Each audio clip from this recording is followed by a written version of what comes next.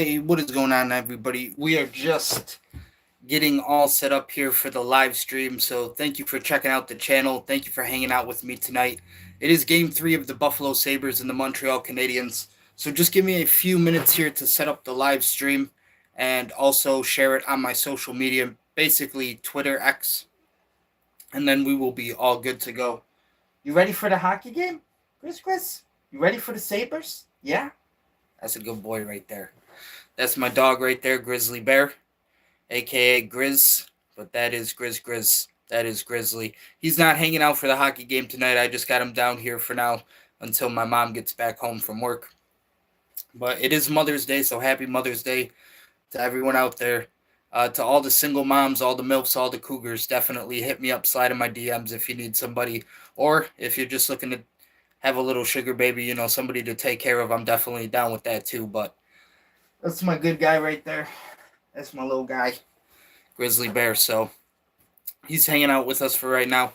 I'm going to get the live stream all set up. So just give me a few minutes to take care of that. Thank you once again, everybody, for hanging out with me and checking out the channel. And my apologies that I'm about to be gone for a couple seconds here. More than a few seconds. More than a few seconds indeed. I actually don't like a lot of that showing in the background, so I try not to show a lot of my AC. But honestly, I feel like I look very ugly, and staring at my face for a while isn't that entertaining. So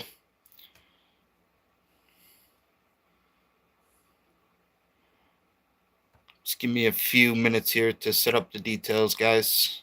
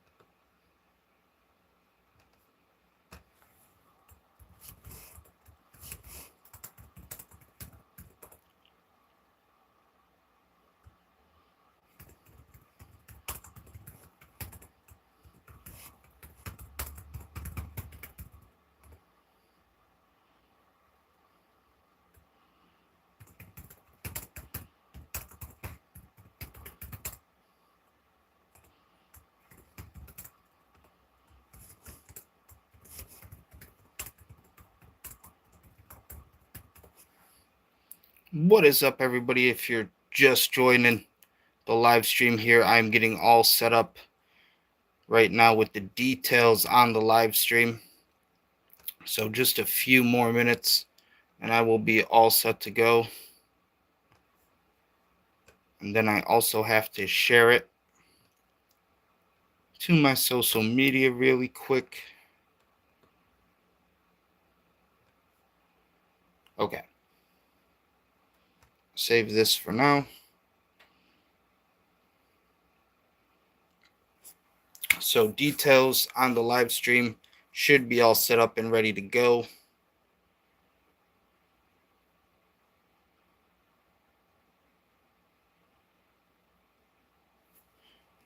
Okay, now let me just share it real quick, guys.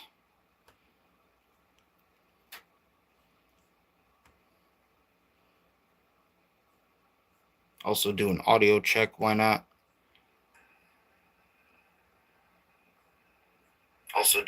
There we go. Sounds good. Okay. Sharing it now to the Twitter, to the X.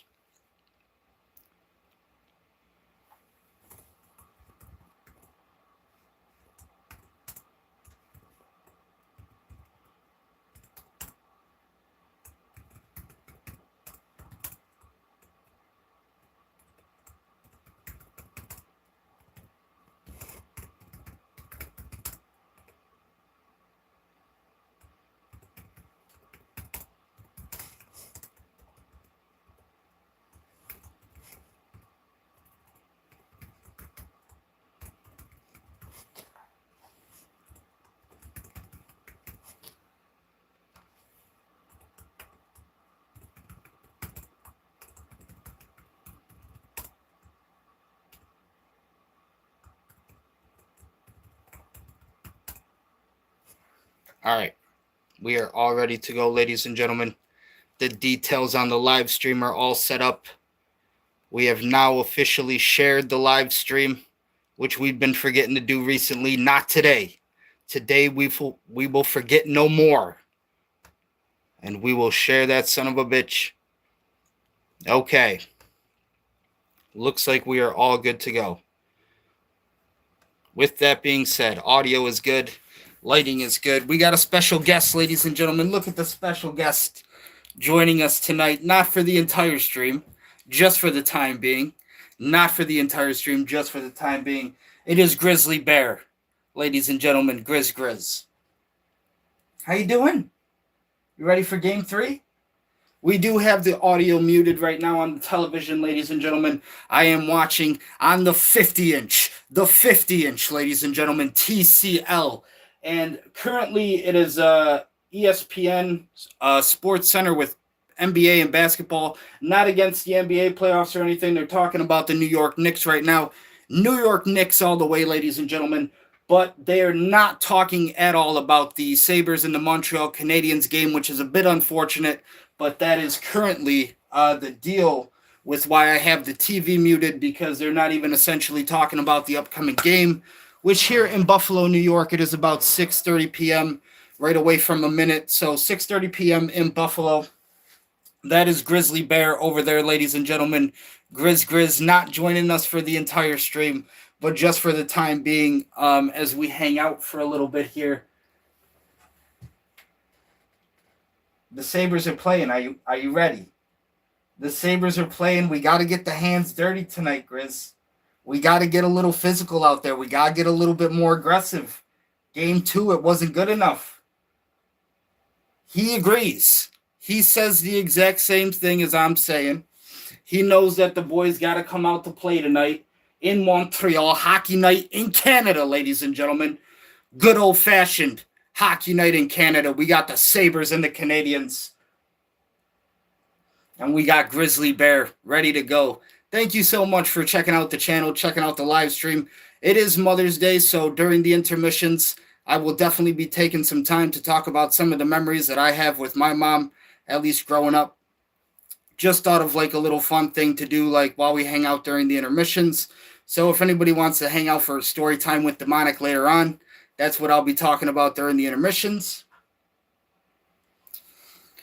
I guess one of the things that I could talk about currently while we hang out and wait, what the fuck is going on with these NHL schedules? I said it in the one video where like the Sabres were playing, one of my live streams from previously.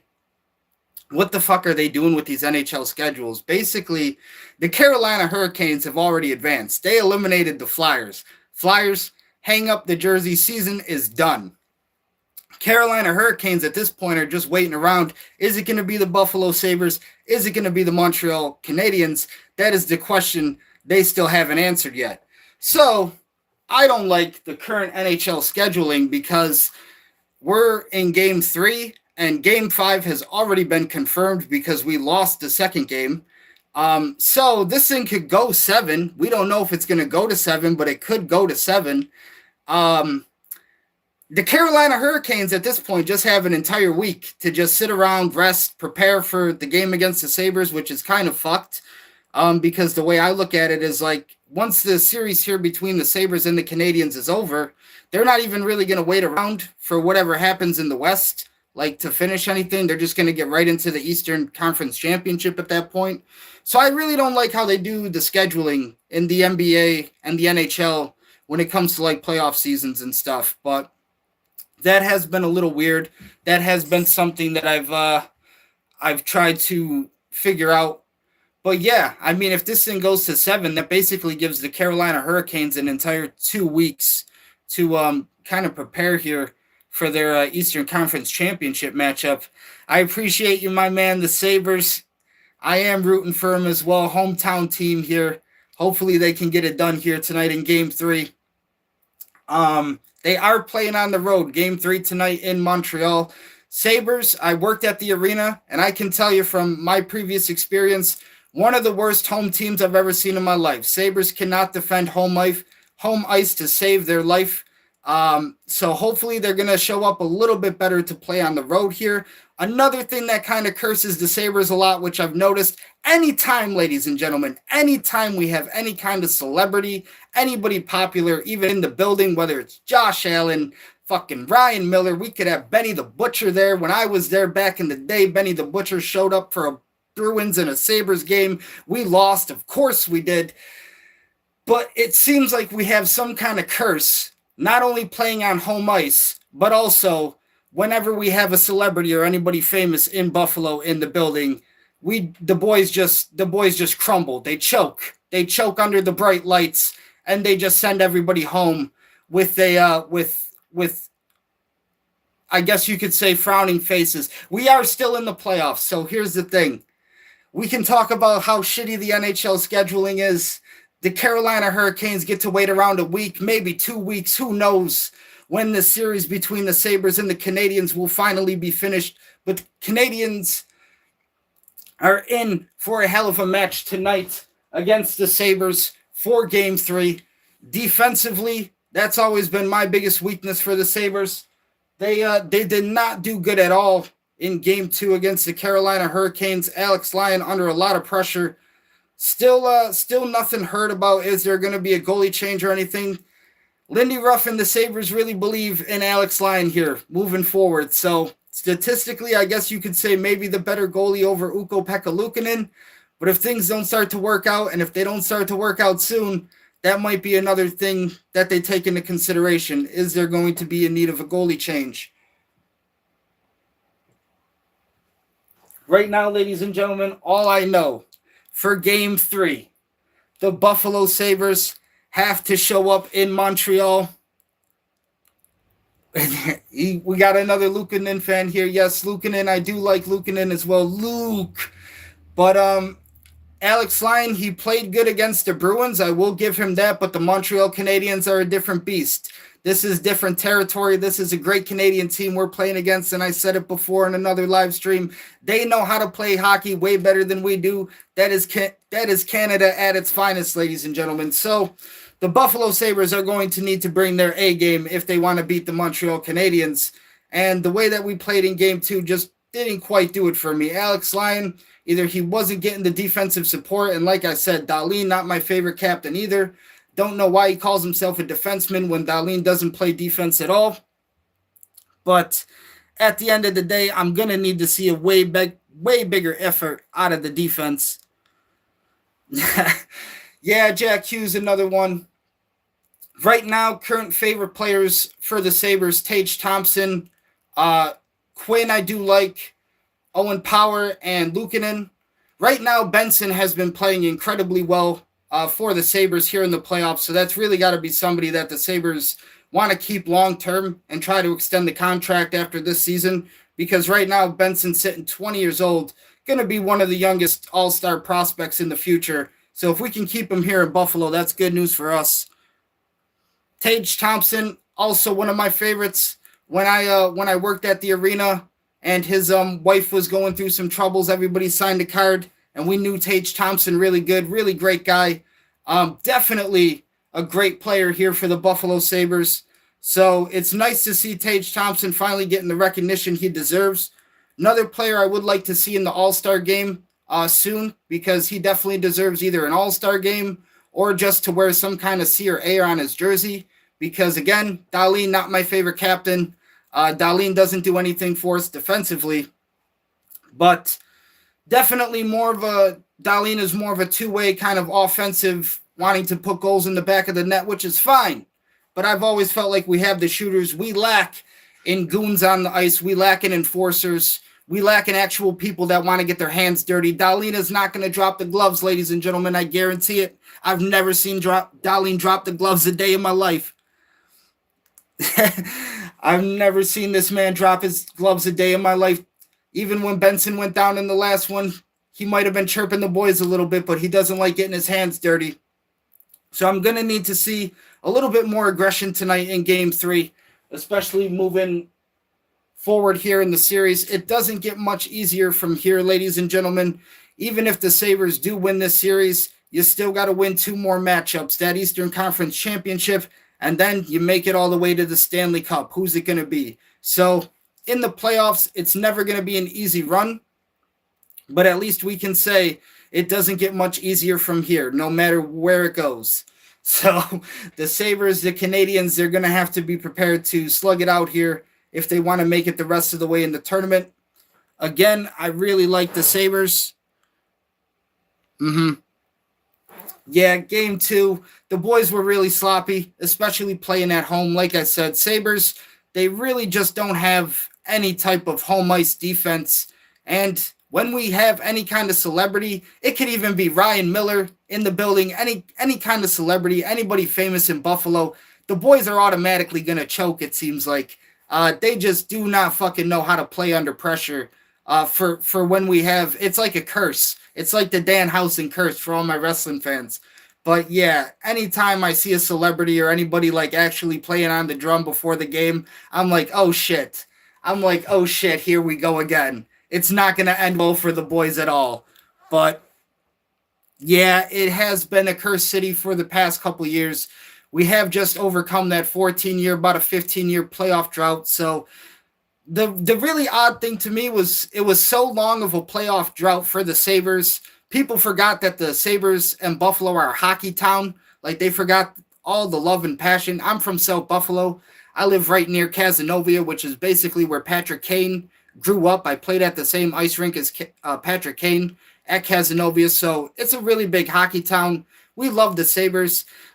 They don't get a lot of mainstream attention, obviously. If you're not making the playoffs, if you're not getting to play on a lot of these mainstream networks, a lot of these big channels, ESPN, which is mainly how they're playing a lot of the playoffs right now, a lot of people are going to like kind of forget about you and leave you in that shadow. I'm in Western New York. Yeah, definitely, man. Shout out to all the people around Western New York, all the people around Buffalo, New York in general, man. We are here to play, and we are in the playoffs, at least with the Buffalo Sabres. So I'm definitely happy for that. I really want the boys to make it far. Like I've said, I've seen them play in person. I have worked at the Sabres Arena before. I've done security and everything before that. If you want to check out some other videos and hear me talk about it, you can. Not trying to make it too much about that today for the Mother's Day video and whatnot, but what I've seen from the past, defense is definitely their biggest weakness. And I've always said, the coaching staff and just managers in general have really fucked the Sabres up over the years with just all of their bad decisions, all the ways they have treated all the kind of former all-star players and people who have even went off to win, players who have went off to win the Stanley Cup themselves. A lot of the coaching staff and a lot of the managers here have just kind of let them go for reasons that seem kind of personal with the Buffalo Sabres. It's a bit unfortunate, but I have been on the rough end of the stick too sometimes, I guess the hockey stick, with how Delaware North treats a lot of their employees and stuff. We've seen recently, the Buffalo Bills decided to let go Sean McDermott, so that kind of also upset a lot of people.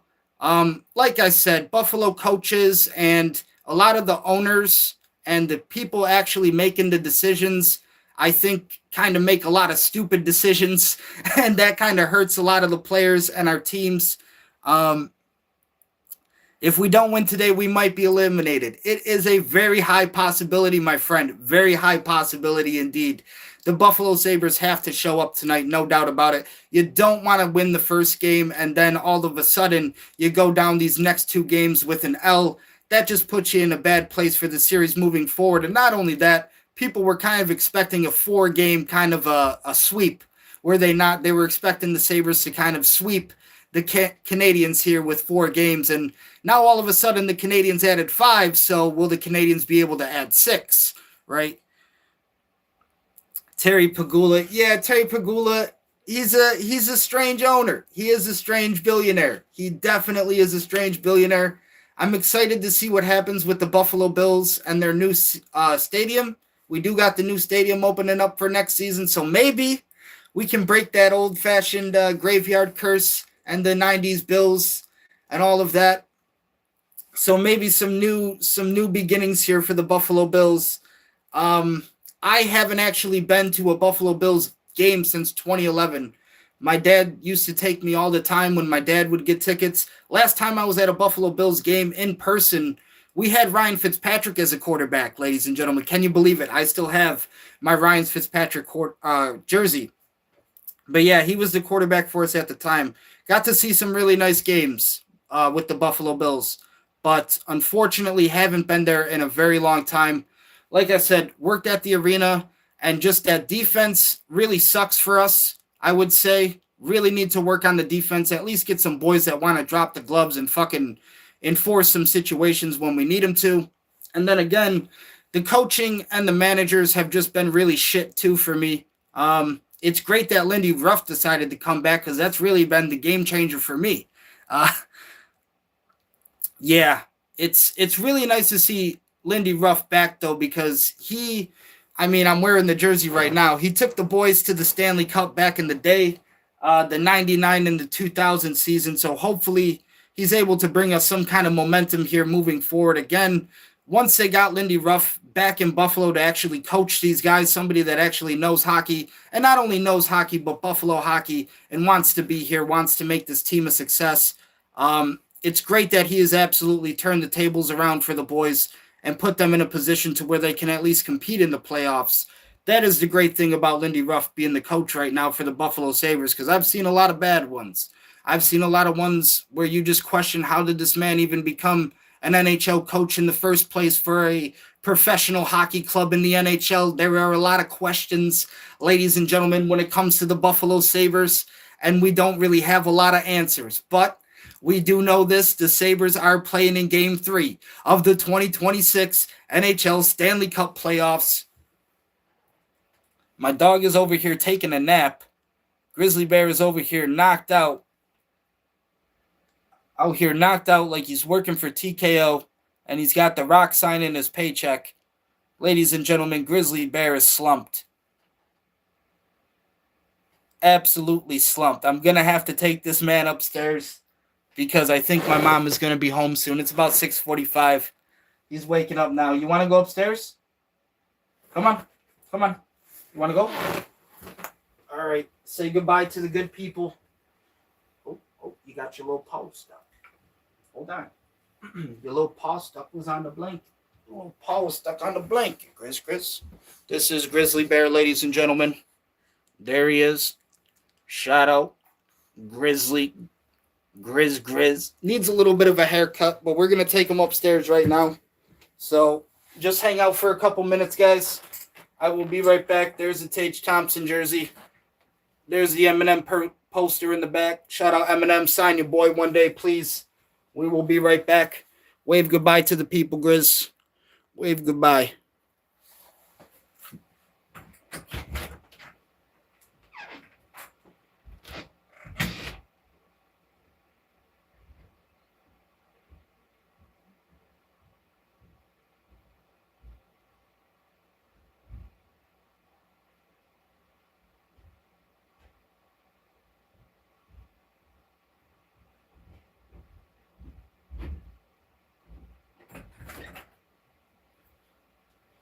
Okay, I have returned. Ladies and gentlemen, ghosts and goblins, witches and wizards, vampires and werewolves. It is game 3 of the Buffalo Sabres and the Montreal Canadiens. Got a little bit of a drink here. Going to be sipping on some Body Armor. These are absolutely excellent. This isn't a free advertisement, but it is. 790 milligrams of electrolytes, no artificial dyes. You got all your B vitamins, antioxidants, vitamins A, C, and E, and it's got coconut water. The great thing about these that I feel like, not only does it have potassium, you got your magnesium, you got your zinc in there. No protein, which is unfortunate, but it does have 25 grams of sugar, which I absolutely love. Carbohydrates, 25 grams. Sodium, 30 milligrams, which is only 1% of your daily value, so not too bad on that, because sodium is an absolute killer for me. Definitely don't like a lot of salt and things, so only 1% isn't bad. I look way more for the sugar, because sugar is actually what keeps me moving forward. For a lot of the shit that I do, I feel like I definitely need sugar. So when people say sugar is bad for you, that's probably the reason that they have to drink a coffee every single morning just to fucking wake up.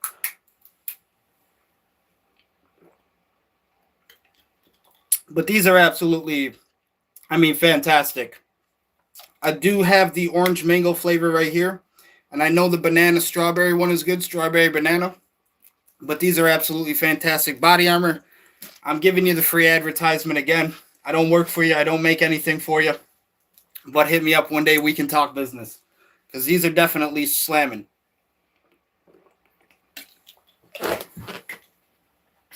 That is the drink of choice tonight for the live stream, ladies and gentlemen. Hopefully, you have some snacks. You have something to snack on, something to sip on. We are just about ready for puck drop in Montreal. Current time, 6:48 p.m. in Buffalo, New York. So once the game is ready to start, I'm going to turn the lights down low. Baby, lock the door and turn them lights down low. We're going to turn the lights down. We're going to put the volume back on the TV, and we're going to be ready for puck drop in Buffalo, New York. But for now, we are just chilling. We are hanging out. We are talking. Thank you, everybody, for being a part of the live stream. It is Mother's Day currently in 2026. May 10th is the date. So it is Mother's Day out there. Please, if you can, tell your mom that you love her. At least give her a phone call. Something nice for mom.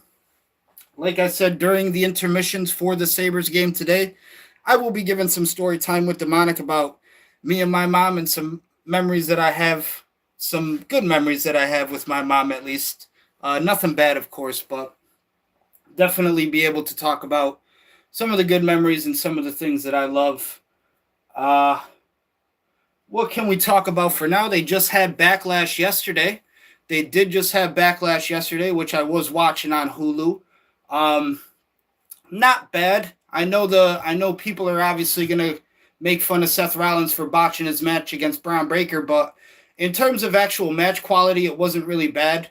The card actually got added with like 2 more matches, which is nice because Triple H and TKO have been pulling the whole "we'll give you 1 match every hour" kind of deal, which, like I said, for Netflix is really a big disappointment. I mean, if you're going to pay for Netflix just to watch wrestling, if you're paying for Netflix just to watch Monday Night Raw, it's really easier just to wait until they upload all of the free content the next day on YouTube, because that's essentially what they do. If you are living internationally and you're trying to watch Netflix for the WWE Premium Live events, I guess, yeah, then it would be a little bit more worth it.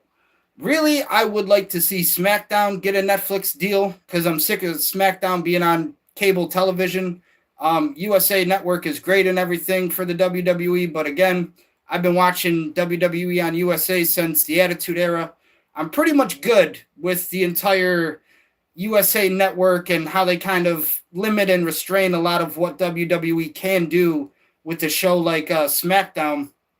So if SmackDown actually gets a Netflix deal, which is highly likely, that can definitely change a lot of things moving forward. But I would like to see SmackDown actually get some kind of deal like that. That would be a little bit more worth it. Now at least you get Raw and SmackDown. I know right now NXT is on the CW, which is another wrestling network that used to host SmackDown. But the whole new age and the entire generation around us seems to be moving more towards just streaming and any kind of live entertainment, whether it's Twitch, YouTube, some kind of live access aside from television, how people used to use it back in the day. I've even said before, commercials no longer feel like commercials. Everything is really just a bad advertisement. So it's unfortunate the only time people really even put effort into commercials is for things like a Super Bowl. And then even then, when the commercials happen, it's maybe for things that are really popular, like movies, video games. Again, things that are going to draw people maybe outside of their house or actually get them to go outside of their house.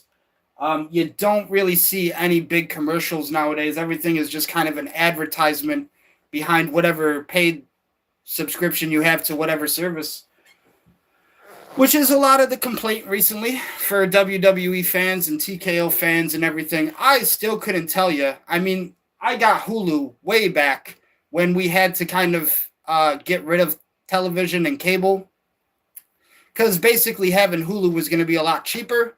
And it's honestly been a lot better because it is cheaper. It is more affordable than whatever cable we had back in the day.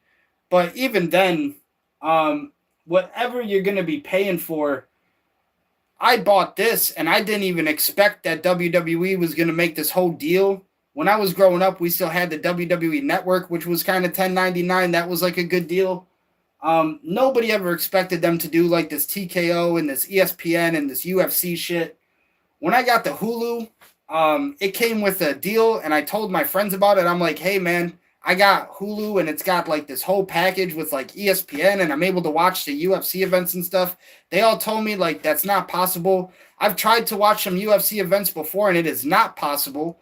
Obviously, I have no problem at all streaming any kind of WWE event. So WWE events, I have no problem with. UFC, I couldn't tell you. I mean, even with these Sabres games, we've been watching a lot of these ESPN Unlimited, ESPN, ESPN2. No problems at all. No problems at all. So whatever the fuck is going on with UFC and their contracts, Dana White, I couldn't tell you. I'm not a big enough UFC fan to even fucking know what the hell is happening. I concentrate a lot more and focus on a lot more like pro wrestling because I actually love pro wrestling. I try to actually keep pro wrestling alive, believe it or not.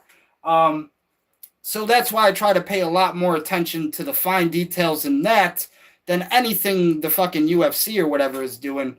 But like I said, it is a bit strange to me how I've had absolutely no problems watching some of the biggest wrestling events of all time, ladies and gentlemen. All time. We're talking WrestleMania.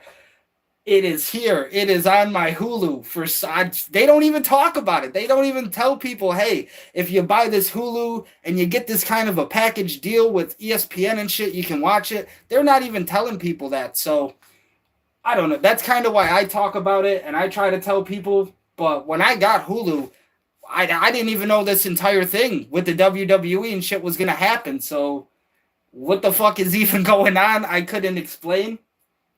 But I am able to watch the WWE events, which is really all I care about. Because if I couldn't watch my WWE events, we would need to figure out how to watch those, and that would be the main goal. That would definitely be the main goal. Again, if WWE ever wanted to do just Netflix or just ESPN, whatever, we'll figure it out in time, I guess. But for some reason, Hulu's got the hookups, ladies and gentlemen. They just got the plug. They just know where to go. They're like the middleman. They just fucking know where to be, when to be there. They're there, ladies and gentlemen. So no complaints. No complaints for Hulu providing access to all of these WWE events recently. I was able to watch Backlash yesterday. And like I said, not a bad overall event.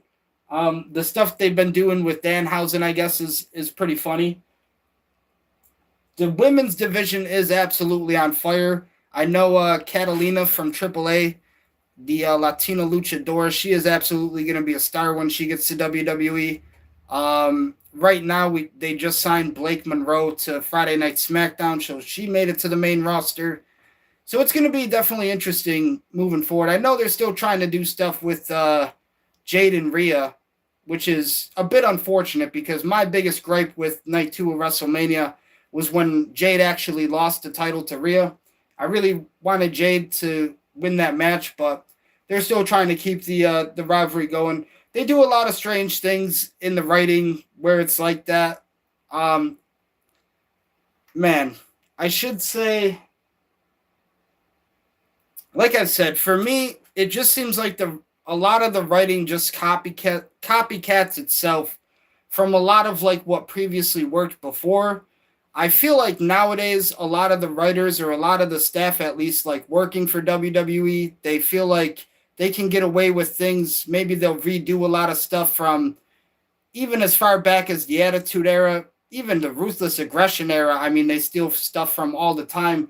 But it really feels like a lot of copycat material from that era because they feel like wrestling fans today, the kids and the newer generation, they're not going to go back and they're not going to watch stuff from the Attitude Era. They're not going to watch stuff from Ruthless Aggression Era, which is definitely true. These kids today are not watching stuff from the Attitude Era and the Ruthless Aggression Era. So it feels like a lot of the writers can kind of steal a lot of the stuff that may have worked or didn't work before, kind of try to like reuse it in a lot of different ways. But for me, I really need them to get away with. I really need them to get away from still having the same creative ideas from Michael Hayes and Bruce Pritchard. I don't like them around creatively. Bruce Pritchard was Vince McMahon's right-hand man for a very long time, and I just don't really care to see that creative control much anymore in WWE. I really would like to see just an entire brand new eruption of ideas from guys like, Triple H at the helm. You throw in Paul Heyman, maybe put Paul Heyman in Bruce Pritchard's position. And we got William Regal, we got The Undertaker, we got John Cena, Shawn Michaels. I mean, they have plenty of brilliant minds to access any kind of ideas or any kind of creative input at any time that they need to. I'm not saying they don't, but they really need to get away from Bruce Pritchard and Michael Hayes, just because for me, I understand that, yes, some of the things they may have done before worked, and these guys have made a lot of money for the company. It's not like they haven't made a lot of money or they haven't done good things before. I'm not trying to fucking kick them out the door, give them the boot on the ass, and fucking say, hey, good luck with your future endeavors type of deal whenever they want to release people. But that's exactly what it comes down to, ladies and gentlemen. I mean, we're not going to be fucking... The wrestlers in the ring aren't trying to wrestle in their 60s and 70s. Goddamn. Bruce Pritchard and Michael Hayes, it's time. It's good. Like, we're okay with the shit that you've done. Like, it's cool, but we're good on that. I need to see something brand new, and I want to see something brand new, and I want new ideas and actual creative ideas from people that I know can provide it, such as, like I said, you take out Bruce Pritchard, who's going to take Bruce Pritchard's spot? I got Paul Heyman. You take out Michael Hayes, who's going to take Michael Hayes' spot? We got Shawn Michaels. Shawn Michaels, Triple H, Paul Heyman as one creative tag team. It just sounds like some kind of beast out of a fictional fairy tale. Does it not, ladies and gentlemen? Does this not sound like some kind of fucking mythological creature that has to be defeated in the world of pro wrestling? We got Triple H, Paul Levesque, Paul Heyman, Shawn Michaels, all in this creative genius for the WWE. And right now, they don't get away with a lot of the stuff they want to do creatively because now Vince McMahon has put them in a spot. Vince McMahon has actually put them in a bad spot to where we have a lot of shareholders now. We have a lot of stockholders. A lot of these people from TKO, the suits, if you will, a lot of the suits, making decisions that shouldn't be making decisions. The WrestleMania this year, it was an absolute what the fuck. Cody Rhodes is still the WWE champion. Couldn't tell you how. Randy Orton got injured, so that's why Randy Orton hasn't been involved with anything either.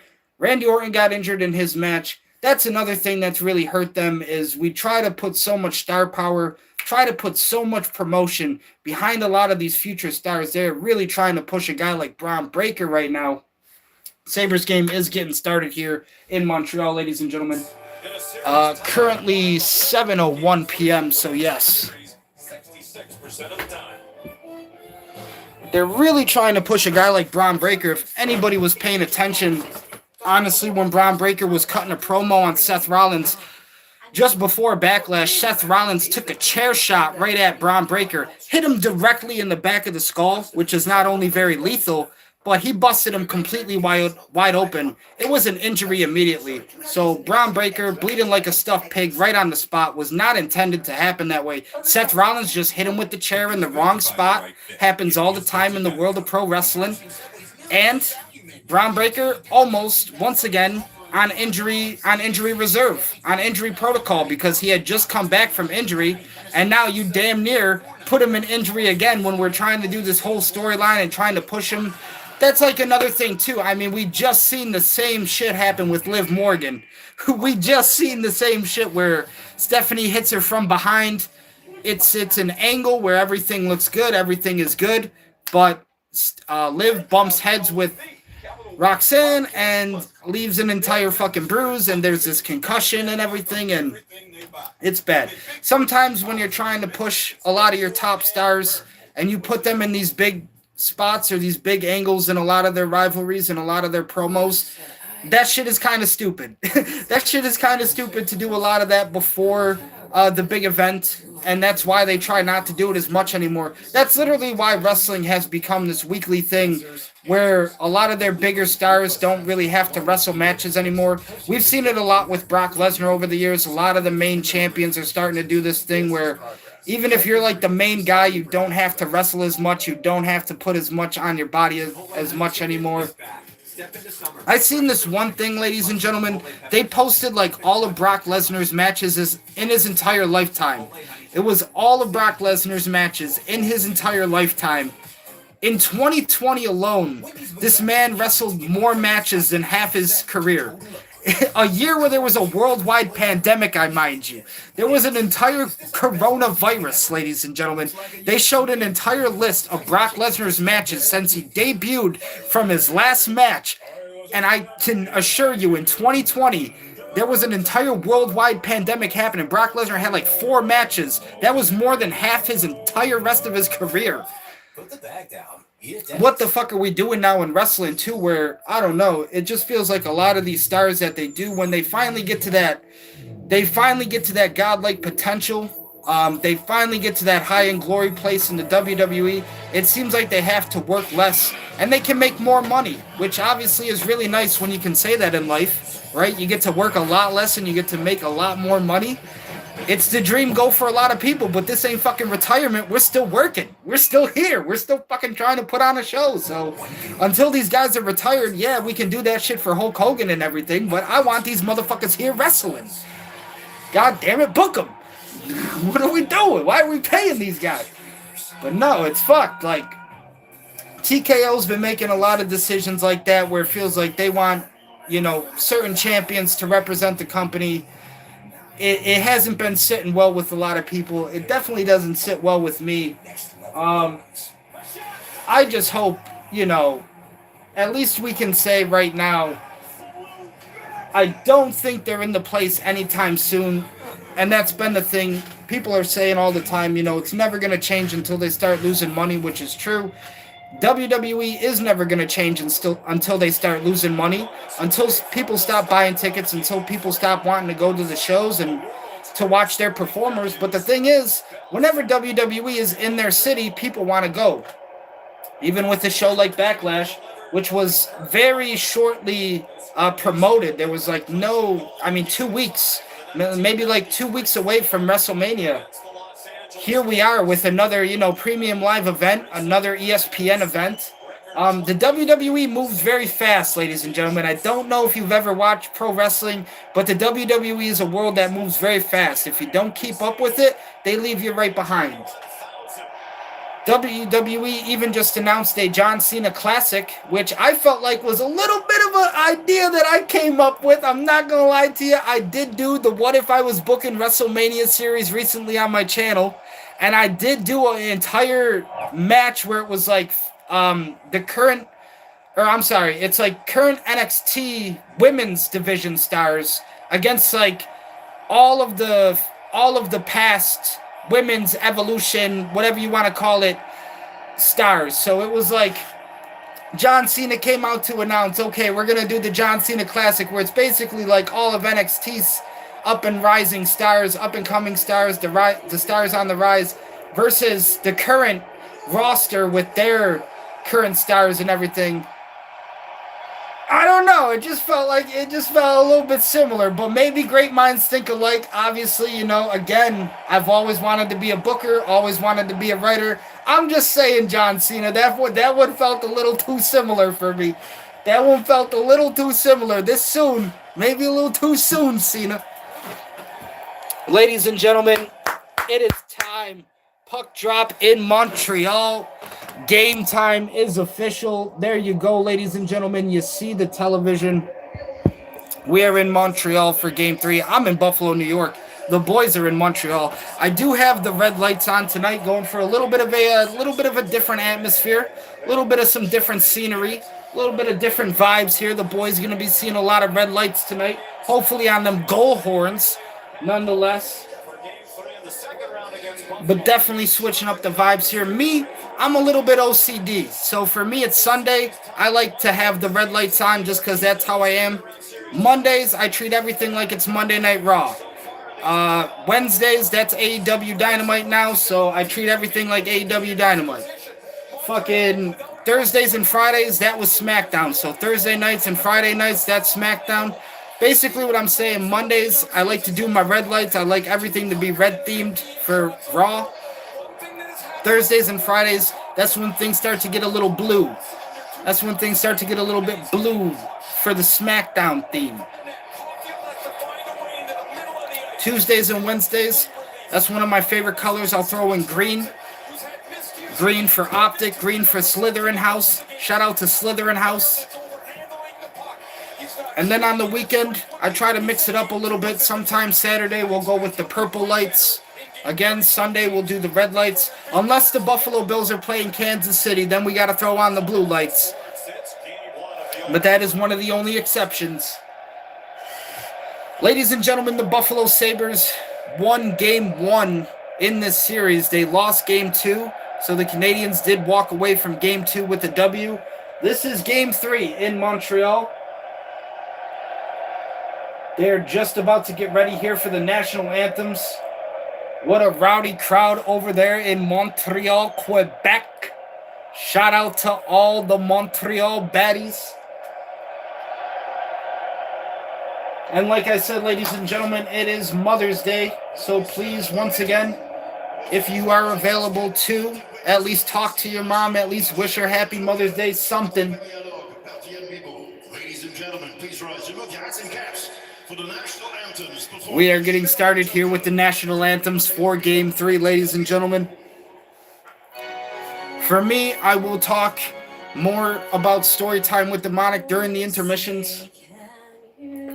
Right now, recently I did have to take my vehicle off the road. Can no longer afford the insurance. I'm 30 years old, damn near paying $400 for some car insurance. It is ridiculous, ladies and gentlemen. Had to take the car off the road. Had to take the plates off. Can no longer afford to pay for the insurance for the 5.7 Hemi V8 2008 Dodge Durango in the red, the ruby red. For my Ruby Rose, my bad bitch. Shout out Ruby Rose. Had to take her off the road.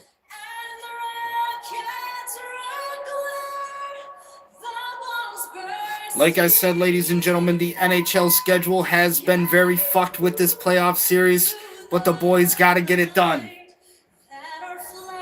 The Carolina Hurricanes got a lot of time to prepare for their next matchup. I don't like it. I don't like it at all, but that's what we have to deal with when we have idiot schedule in some of these playoff games. The boys were expected to get it done in 4. Now it's going to take 5. Will it take 6? We find out after this game.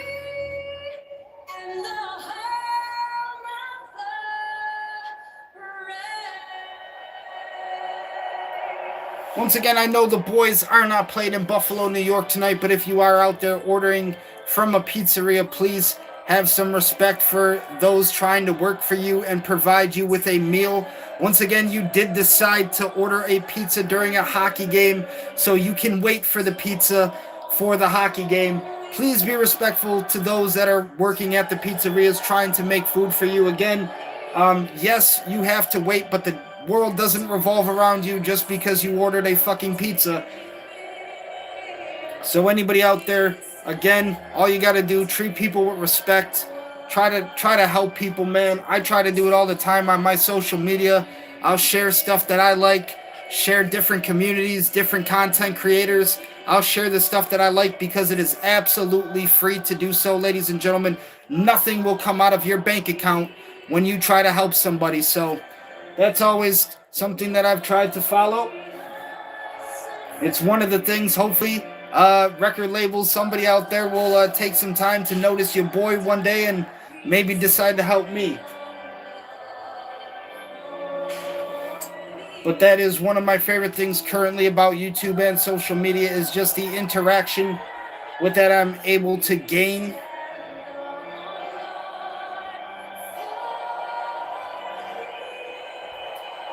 The interaction, the engagements. I really love being able to just know at any point in time somebody can listen to like one of my songs, anything, be put on, want to work with me. The starting goalie tonight for the Buffalo Sabres is Alex Lyon, ladies and gentlemen. Save percentage sitting at about .934.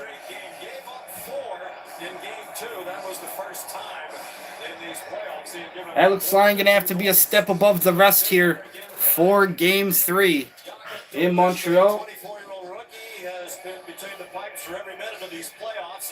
Montreal Canadiens goalie Dobish, save percentage at .917, so not as great. 2 goals against or fewer in 4 of the last 5. You saw the record 5-4. That's Montreal's record in these playoffs. They're trying to win back-to-back games for the first time in this postseason. They also haven't lost back-to-back games in this postseason. And it is time, ladies and gentlemen, for puck drop in Montreal. Here we go. Opening face-off won by the Montreal Canadiens. Canadiens off the opening face-off. Slug it right down to the Sabres zone. For me, musically right now where I'm at, I know a lot of my quality is shit, and I definitely want to improve on a lot of my production and a lot of my quality in the future. Right now, I feel like a lot of the songs that I make, they don't really come out the way that I want them to, but at least it's like I'm able to put something out for the time being with what I have. I have said before, and I'll say it again, the thing I've been doing recently and that I hope to kind of implement in a lot of my more future projects is that I definitely want to step away from the parental advisory sticker on every kind of advertisement. There we go, boys. Tage Thompson putting one right in the back of the net right off the start. We are 1 minute into the game, ladies and gentlemen, 19 into the first. Only 1 minute has passed, and the Buffalo Sabres already on the board. Like I said, we're playing on the road. We feel good. This team has become the Road Warriors for some reason. Ooh, what a rush. There you go. Game 1 against the Sabres, Tage Thompson has scored. He said Game 2 was an absolute disaster for him. Game 3. Tage Thompson said it was an absolute disaster for him. Tage Thompson has got the first goal on the board, ladies and gentlemen, for the Sabres. That one is worthy of pulling out the Sabres as well. We got to pull out the Sabres for that, ladies and gentlemen. Tage Thompson, our boy. Come on. Tage Thompson already on the board. We got to pull out the Sabres for that. But as I was saying, trying to get away from doing the parental advisory sticker on a lot of my stuff because I like now being able to show people. It's basically this thing I came up with where it's demonic stereo, and whatever number it is represents, that's kind of like the current era of production or the current quality of the production. Trump's boyfriend. But the current it's basically an idea from video game engines as well, because each video game engine represents a current production quality. And the Montreal Canadiens are immediately firing back here. A lot of pressure on that Sabres goalie. Right now, the Sabres trying to get it out of harm's way. And the Sabres able to get it out of there. Right now, this puck scatters away from the Sabres, so it does end up back in the hands of Montreal, who are playing it right now defensively in their zone behind the net. Just going for some line changes here right now. 17 minutes, 40 seconds remain in the third. Game 3 of the second round. This is the first period, however. So the game just started. The Sabres already on the board with 1-0. But the main thing that I'm doing for this current project that I'm on with Jigsaw is that it really gives me a chance to kind of create like a spin-off series from what I normally do in my music. I really wanted this to be a chance to... I love being able to create hip-hop and nu metal and combine the two genres and those elements together.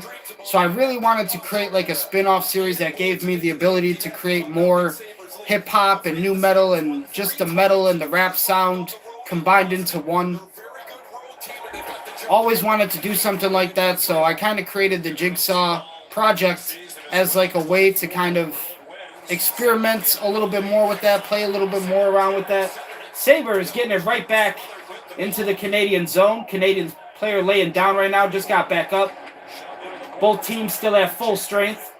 17 minutes still in the game. 29, that's a shot on net. Got right in front of the Canadiens goalie. Stonewall right now down there for Montreal. Sabres trying to get it behind the net again, but it is taken away from them by the Montreal Canadiens. So the Canadiens still trying to get this comeback goal here, down 1-0 against the Sabres in the first period. And the Sabres chip it down. That is an icing on the Sabres. So that is going to be a stop on play with 16:30 left in the first.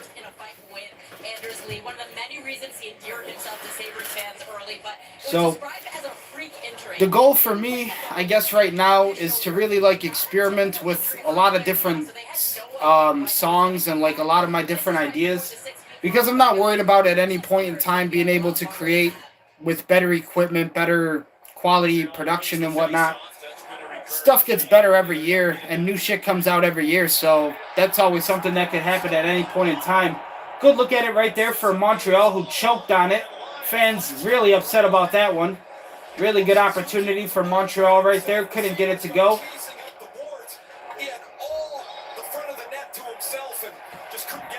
So far, really good game here. High energy for the opening period.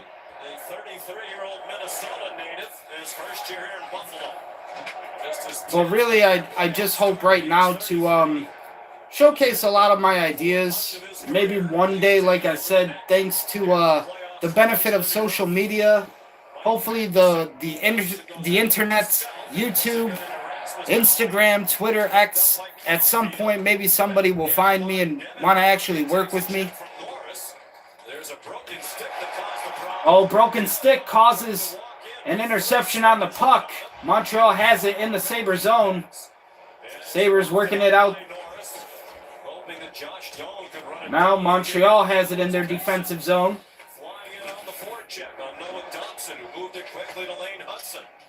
And out to the neutral zone for Demidov. Shot by Stanley. The entry by Benson, and he's denied just inside the line. Good pickup right there from Benson, who just couldn't get it away from the Canadiens. Almost an outnumbered right there play on the puck, but the Canadiens do get it back behind their net now, going for a line change. Getting some fresh blades out there on the ice. Sabres right now trying to hold this defensively in their possession as they currently lead. That's another icing on the Buffalo Sabres.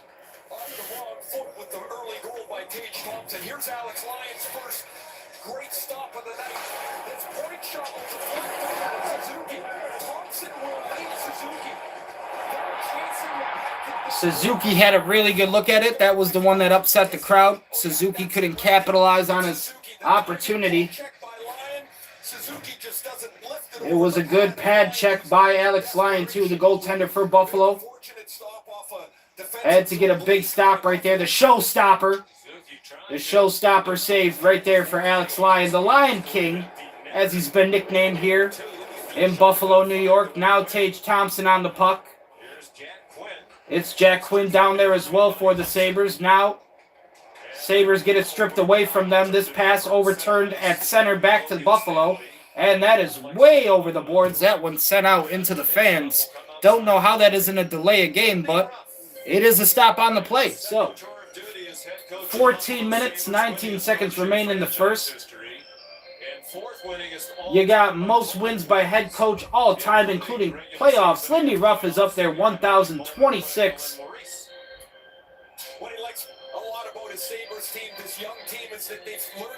The Sabres are a very young team. The interesting thing about that being said, the Montreal Canadiens are even younger.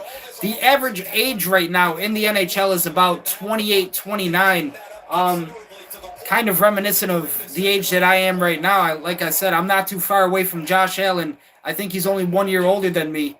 And Dominic Mysterio is the same age as me. We were born the same year in 97. So it's not odd at all to have the average age in the NHL right now to be around 27, 28. But the Montreal Canadiens do have the youngest roster in the league. So they are even younger than the Buffalo Sabres. You got a couple veterans that still want to play. You got a couple of them old-timers, right, that are still making their money, still taking the hits. But, you know, in any kind of professional sport, once guys start getting to about 35, they kind of start thinking, hey, you know, what else is there out there for me? It's a bit unfortunate because some NFL contracts are even less. I know guys making a lot of money in the NFL right now, they'll only stick around for fucking 5-6 years and then they'll be celebrities for the rest of their life. It's a bit unfortunate to see shit like that. MLB and European soccer, European football, I would say, pay their players the most. So if you really want to make good money and probably play for a long time, you know, MLB, baseball, and European soccer, football are probably some really good options. But most guys professionally don't stick around for a long time. A lot of your old-timers, a lot of your veterans, they really only stay around because of celebrity status, and teams want to pay them what they're worth. So once you do acquire some kind of status, you know, if you take your team to the playoffs, if the team feels like you're valuable enough, they keep you around, and you might make some money. But even in some big leagues like the NFL, some contracts now only last for about 4 or 5 years, which is really sad to say. That's why I really try not to get too excited about like certain players if they're not going to be around for a long time. I love Josh Allen. You know, he's been around with us for a really long time, so Josh Allen is kind of like the one exception for me. He has actually, you know, taken this team to the playoffs, tried to take us far into a championship. Just can't get past that demon that is the Kansas City Chiefs. But, like I said, Buffalo for a lot of years, I feel like they've struggled with coaches who have just not made a lot of the right decisions for the players. I've always told people my thing with Buffalo teams, and I love Buffalo teams, Bills, Sabres. We get good players all the time. The players are not the problem. I don't understand why people think that the Buffalo teams don't draft good players or we never had good players. We have players that are so fucking good. They leave the team and they go win championships for other teams. That's how fucking good they are. But in Buffalo, I think it's never really worked out because, again, you just have too many of the owners and the suits, the managers, coaches, people making decisions that shouldn't be making decisions, and it's really affected the teams over the years. It's nice to have fans. New customers turn $5 into 100. For the Sabres and the Bills, I will say it's nice that we have gotten them into the position again. It feels almost like the 90s all over a bit. It's a bit reminiscent of the 90s, is it not, ladies and gentlemen? If only the Buffalo Bills could get to a Super Bowl for once, but Me, if you know me, my all-time rivals are teams from Dallas. I absolutely hate teams from Dallas. Dallas Stars, Dallas Cowboys, Dallas Mavericks, Texas Rangers. I hate them all. The only exception I will ever make is probably Optic, but that's because Optic Gaming started in Chicago, and over time they moved to Dallas, Texas. I think because something with houses are cheaper in Dallas, I guess. Some shit like that. I don't know. Never wanted to live in Dallas. I've never tried to live in Dallas, but that's why Optic is in Dallas now, so I have to make an exception. I have to. But they were originally in Chicago, so give me a fucking break. All right? I'm busting my balls here. But absolutely hate teams from Dallas. Kansas City's getting up there a little bit with the Chiefs and Patrick Mahomes. Not gonna lie to you, they've definitely caused some heartbreaks over the years and some sad seasons. But it has created a really epic rivalry between the Bills and the Chiefs, which I'm happy about because it's basically like watching a modern day version of Peyton Manning versus Peyton Manning versus Tom Brady. I said Peyton and his brother. Peyton and his brother right now are doing commentary a lot. But it's really a more modern day version of Peyton and Tom Brady. And, I mean, you know, if people want to say that Patrick Mahomes is like Tom Brady, and they want to say Josh Allen is like Peyton Manning, I mean, Peyton Manning won a couple championships, so that's gotta say something for the Buffalo Bills here in the future. Montreal currently on a power play. 1 minute 54 remain on the Montreal power play. Buffalo took the penalty.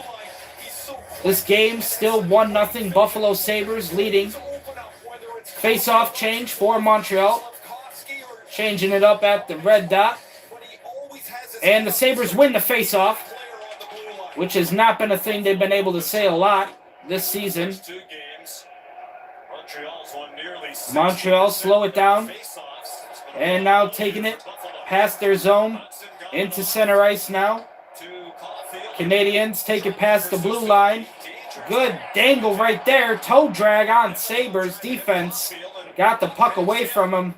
Shot on net as well. Just couldn't not one past the goalie. Now, ladies and gentlemen, Canadiens still passing the puck around. That one got a little bit crazy in front of the net. Sabres penalty killers able to get it out of there. Get the line change.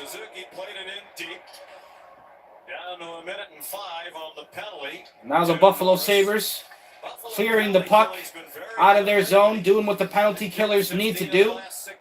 Exactly what that penalty kill line is for. Going to work here as Montreal still on the power play with 50 seconds left. Good pass. Got a great shot on it. New hook, I think it was. 15 for the Canadiens. Just couldn't get it past that brick wall of a goaltender defender for the Buffalo Sabres.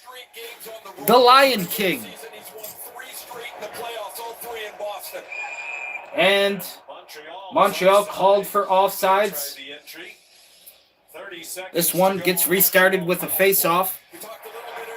So, ladies and gentlemen, it is Game 3 of the second round, the 2026 NHL Stanley Cup playoffs. This game is in Montreal, Quebec, Canada. It is the Canadiens versus the Sabres. Buffalo Sabres on the road tonight. The Road Warriors. Can we show up with Animal and Hawk, the Legion of Doom? We need them. The Road Warriors were actually one of my favorite tag teams when I first started watching professional wrestling. The Road Warriors, Legion of Doom, Animal and Hawk, they were one of my favorites when I first started. D-Generation X as well, obviously. DX, Triple H, and Shawn Michaels. Really loved the Hardy Boys. Always loved the Steiners, the Steiner brothers. Dudley Boys as well for ECW. A lot of good tag teams over the years, but the first tag team that ever got me into tag team wrestling was definitely the Road Warriors and Legion of Doom. Puck right now behind the net for Buffalo as they are working it out of their defensive zone. Here we go, back to center ice now. Sabres can't connect with the pass to Tage Thompson. This one goes back to Montreal. Shifted around the boards, ends up back to the Sabres. Rebound right in front. This couple shots from the Sabres just can't hit its mark. Dobish doesn't even have to put up an effort with shots like that if they ain't hitting nothing. Now the Sabres trying to get it back. Right now, puck battle for it in the Canadiens' defensive zone. Now back to center ice. Tripped up Sabres player. Thompson took a little bit of a trip. This one, the pass, has the Sabres really off balance here. But it seems like a choke for the Montreal Canadiens as they get nothing from it. Just a wasted opportunity right there on the puck possession for the Canadiens. But the Sabres are struggling to actually get the puck back on their stick. It seems like Montreal Canadiens really know how to control it with time of possession. Once they get the puck, they don't really give it up a lot. So it has been a little bit of a battle here for the Buffalo Sabres trying to get the puck back on their stick. At least when the puck does come to Buffalo, good things happen. We are up a goal right now, but the Canadiens wanted a little bit more. As I would say, they have been completely on the attack every chance they get. Good line change right there for Buffalo. Love to see that. Got some fresh blades on there. But now we got a fight going on here along the boards, right there along the benches. It looks like Duane and 15 for the Canadiens. Duane and Newhook getting a little scrappy do down there. Nobody dropping the gloves, however. You know things can get a little bloody, chat. You know things can get a little bloody when it's a hockey night in Canada. But the Sabres not dropping the gloves here. Duane was literally outnumbered by like 3 Sabres just swarming him. And he's just cross-checking the guy for life. But nobody drops the gloves. The Sabres and the Canadiens did meet in the 1998 Eastern Conference semifinal. Buffalo won that 4-0, so they swept the Canadiens in the 98 semifinals. And that was when the Buffalo Sabres wore this exact jersey right here. They call it the goat head. It's always looked like a buffalo to me, but this is the goat head jersey. And like I said, 1998, 1999, and 2000. Great years for the Buffalo Sabres. We're trying to take them back. We don't always know where we're going. We'd like to think of our road as a pursuit of progress. And the further we go, the more we realize that a better tomorrow starts with a better today. Athletic Brewing Company. Had to take a sip of the body armor, chat. Tage Thompson already got his goal in the game. There we go. We'll put that more center. Try to block that window in the background.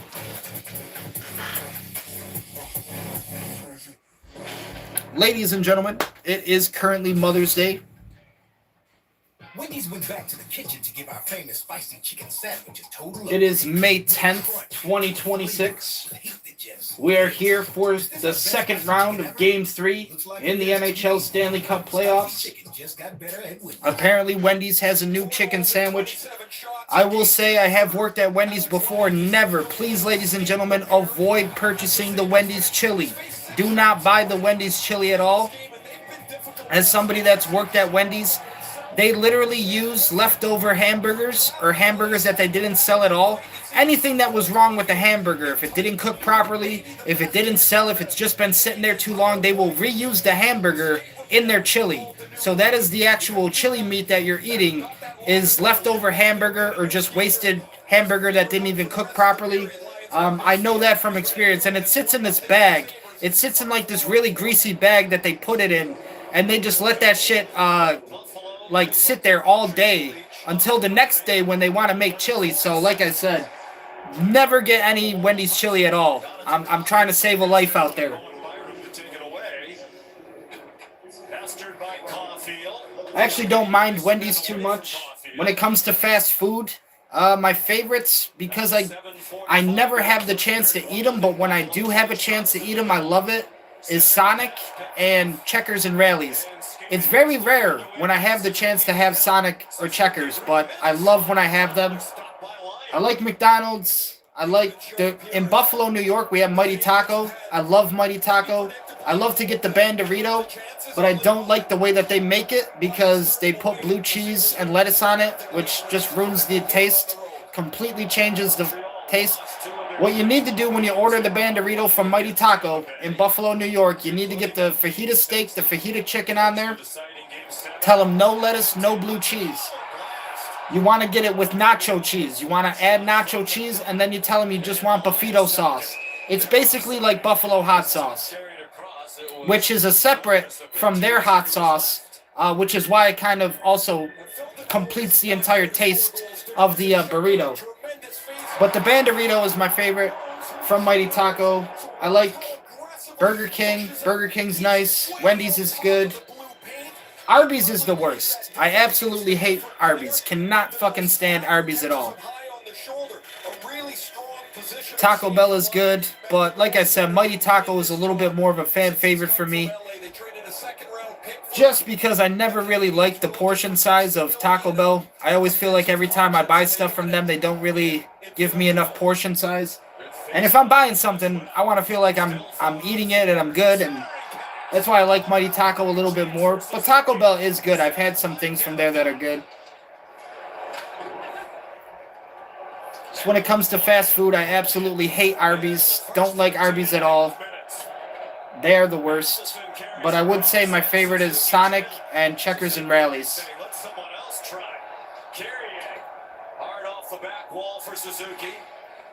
Now, ladies and gentlemen, the Sabres trying to fight back for it in their defensive zone, get it to center ice, but the Canadiens still have control of the puck. Like I said, they are playing keep away here with the Buffalo Sabres a lot here in this first period. 6 minutes left in the first, and the Buffalo Sabres still up by 1 goal.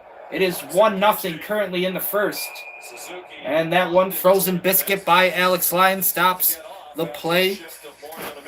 The Buffalo Sabres, ladies and gentlemen, in Montreal tonight for Game 3.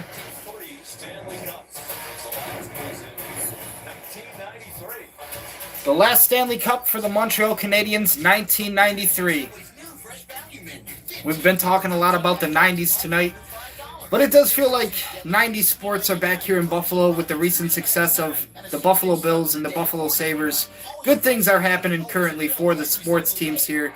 And it's great to see because we have a lot of diehard fans here in the city of Buffalo, which is really one of the main things I love about the city of Buffalo is we have diehard fans. I mean, no matter how bad the team does, if we have a shit regular season, if we make mistakes, if we lose games that are kind of important or whatever, we have diehard fans here in Buffalo who are going to show up next season ready to go and definitely make the dream a reality. I mean, that's really, when we talk about Buffalo and we talk about our teams here, the fans in Buffalo, the people who live in Buffalo, New York, that is their dream. They want to see the Buffalo Bills win a championship. They want to see the Buffalo Sabres win a championship. It is still a dream that has yet to become a reality. But for me, I know all too well about the dream myself because I'm still trying to make my dreams happen as well. I want somebody to actually work with me and let me make music for a living. I would love to make movies, be a filmmaker one day, a writer and a director.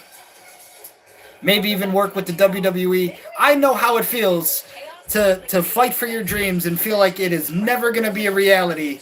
To go out there every single night.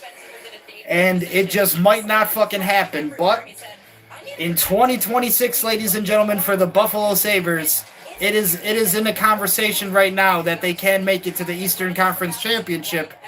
And that is kind of what we're all waiting to see. Right now, if the game was over, the Buffalo Sabres could win it, and they could look forward to the next one. They're up right now 1-0, so they still got to play 2 more periods here against the Canadiens, and not just that. We still got 5:58 here in the first, so Canadiens still have a lot of hockey left to make up for this goal against them. Right here, a little bit of a face-off change for the Buffalo Sabres. Right at the red dot in the Sabres defensive zone here. It is the Canadiens who win the face-off. No surprise there. Sabres have the worst face-off percentage in the league. So another lost face-off there to the Canadiens. But Sabres do get it back behind the net now, trying to get it past center ice. That one just dumped and chased, which you hate to see. One of the current modern-day strategies that I really hate in the NHL is the dump and chase, because it's pretty much like the team is either just giving up possession or they're just going for a line change, but you never want to see the team just dump and chase. And then another thing that I really hate in modern-day hockey is when teams just decide to pull the goalie. I hate it so much. Oh, good center pass right there. Good pass to the front of the net for the Canadiens. And another good opportunity, just choked on it. Canadiens still with possession of the puck, though. But one of the things I hated so much in the EA Sports NHL games and shit is, like, sometimes you would simulate the game, or if, like, your team is down or something, they would just pull the goalie. And I wouldn't know how to fucking put the goalie in the net, or, like, not have the coach or the fucking simulated AI fucking pulling my goalie when I don't want him to. That shit pisses me off every time. Because one of the things I hate about modern day hockey is when they pull their goalies at the end of a game. If you're down and if the game is lost, you lost the game. That's it. You're not going to get a goal. You got 20 minutes to get a goal. You're not going to get a goal with 1 minute, 2 minutes because you got an extra attacker on the ice. Once you pull your goalie out of the net, here's the way I look at it. You give that goalie a paycheck, you pay that man a salary, and now you just took his job away from him. You pulled him out of the net, you're basically automatically forfeiting the game at that point, in my opinion. The risk for reward is not there. You have left the net completely unattended. Nobody's protecting it. You pay the goalie for a reason. Why take him out of his job? I don't know. Like I said, every time I see the goalie pulled with like a minute, 2 minutes left in the game, yeah, I understand the reason. You get the extra attacker. But again, if the boys didn't score in 20 minutes, your boys aren't going to score in fucking 2 minutes. Trust me. The Canadiens get a goal right there, so they do end up tying up the game. This is a good one here in Montreal, boys. We got a good one here in Montreal. The Canadiens get one right back. So it is a tied game there, going crazy. Montreal fight back for it. That's that time on possession really coming into effect right there. I mean, all first period, it has been the Canadiens on the attack, striking fear in the heart of the Buffalo goalie, and right there it pays off for him. Constant pressure, constant attack. The goalie is constantly under fire, and it eventually pays off here for the Canadiens. It's 15. Newhook, who ends up getting the goal there for the Canadiens off a Sabres defenseman skate. So the puck did hit a Sabres skate, ends up going into the net off of some inadvertent crossfire down there low for the Sabres. But a goal is a goal, ended up in the back of the net.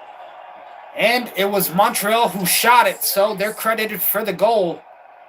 It is 1-1 in Montreal, Quebec. Now, ladies and gentlemen, the Sabres trying to slow things down. They get the puck back.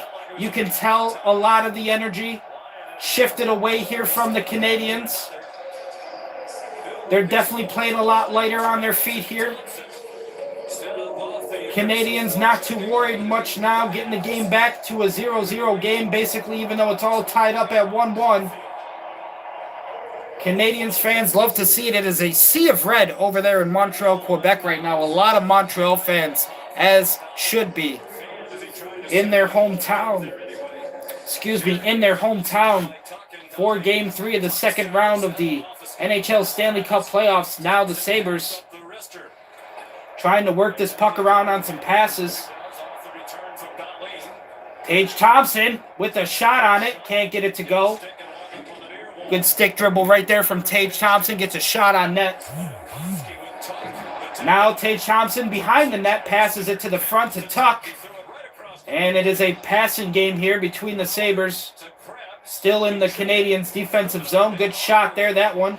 Goalie gets it over his shoulder.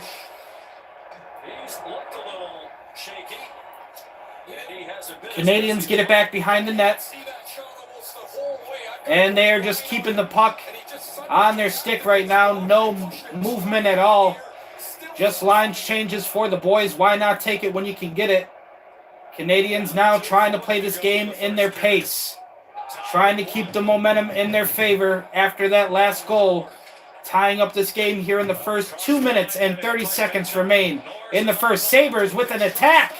That is number 9 who got a shot on net for Buffalo. Just once again robbed away The robbery in Montreal, ladies and gentlemen, from the Canadiens goaltender right there on the Sabres. Puck shot down low to the Sabres net. Just can't get it. Pass attempt here. Interrupted by the Sabres. Now the Sabres in their defensive zone. Good hit there from the Canadiens who get the puck back off the hit. You got to lay the smack down when necessary. And that is absolutely necessary when you're trying to fight here in a hockey game. Canadiens still with the puck here in the Sabres defensive zone. Canadiens passing it around here. Good passing from the Canadiens. Shot on net. Gets frozen up. Biscuit frozen up by Alex Lyon. The quest begins with the Buffalo Sabres. Frozen Biscuit been shot around a lot here in the first, ladies and gentlemen. It is currently 1-1. Both teams have a goal to show for it. 1 minute 37 remains in the first. Once we get to intermission, a little story time with the Monarchs, some memories of me and my mom. Why not? Good shot all the way there from almost center ice for the Sabres. And Norris right there, number 9, also had a good opportunity. Just couldn't get it over the goalie's pad. There's no room to go through there. And if he loses it, it's a breakaway the other way. But he splits the two Sabres forwards and then creates this chance with Sabres defense really having to work here in this first. Now face off in the Sabre zone. At the red dot. Puck battle goes to the Sabres. Buffalo Sabres try to move it past center ice. Now dump and chase. That one not going to work out for the Sabres as it is just dumped away. Wasted possession there. The Canadiens get it back. Now Canadiens dump and chase. Shot on net actually. And it is frozen up. Now we got a little bit of a scrappy-do situation down low, ladies and gentlemen. There's a dog pile in the goalie net. We got the boys having some words with each other. They're telling each other Happy Mother's Day. They're telling each other, listen, you bring your mom to my house after the game. We'll all have dinner. We'll all have drinks. We'll all tell each other how much we love each other as teams. That's exactly what they're telling each other right now. Number 78 is taking shots. Number 76, Greenway is out there as well. You know it's going to get hostile when Greenway is out there. I said last game I did not like the characteristics out of Greenway as well. And there you go. He's a part of the problem out there. Can't imagine why. And yeah, literally shoves a guy right into the Sabres net. 76, just getting manhandled down there for the Canadiens. And he didn't really care for that too much. But I'm sure they were all telling each other, you know, listen, Happy Mother's Day. You invite your mom to my house later for dinner. We'll all have the drinks. We'll cook the turkey. It'll be great. A lot of poutine over there in Montreal. I do like poutine. I'm not going to lie. It is something, again, it's a little rare when I get to have it, but cheese and gravy on French fries is amazing. I can't imagine why I would not like it. But I have had poutine before, and I do love it. My mom is French, so my mom is Irish and French. My dad is Italian and Mexican, so a lot of that in my bloodline. I mean, my mom's original last name is LaChance. It's shout out to Stephen King, but no, I did not take that from the Stephen King. My mom's actual last name is LaChance. So she is French. My last name is Lincoln, which I've also felt like is a bit French, especially the LA part of it. Lincoln, but seems a bit French. Duane, though, when I looked up the name Duane, it's actually Irish, and it's really old Irish. And it basically means in Celtic language, it means dark. It means dark. So maybe fitting for me, you know, in my rap style and horrorcore and everything. But yeah, my mom is Irish and French, and my dad is Italian and Mexican. So a lot of that in my bloodline. Sabres do win the faceoff in the Canadiens' defensive zone. Benson out there for the boys. Gets the puck taken away from him. Buffalo on a power play here. 1:45 remaining. And there is about 55 seconds left in the first. So this power play will extend into the next period for Buffalo if no goals scored in the next 40 seconds. And now offside, stop on the play.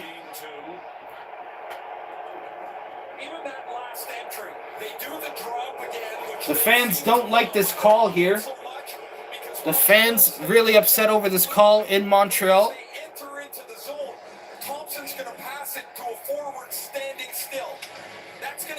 But it is a face-off at center ice. Now Sabres win the face-off. Dump it around the boards. They are chasing it. Sabres win it back. Now Quinn out there for the boys. Tage Thompson as well on this Buffalo power play, which has really struggled in this playoff series against a lot of teams such as the Bruins and the Canadiens. Sabres still have a minute on the power play, but only 15 seconds left in the period.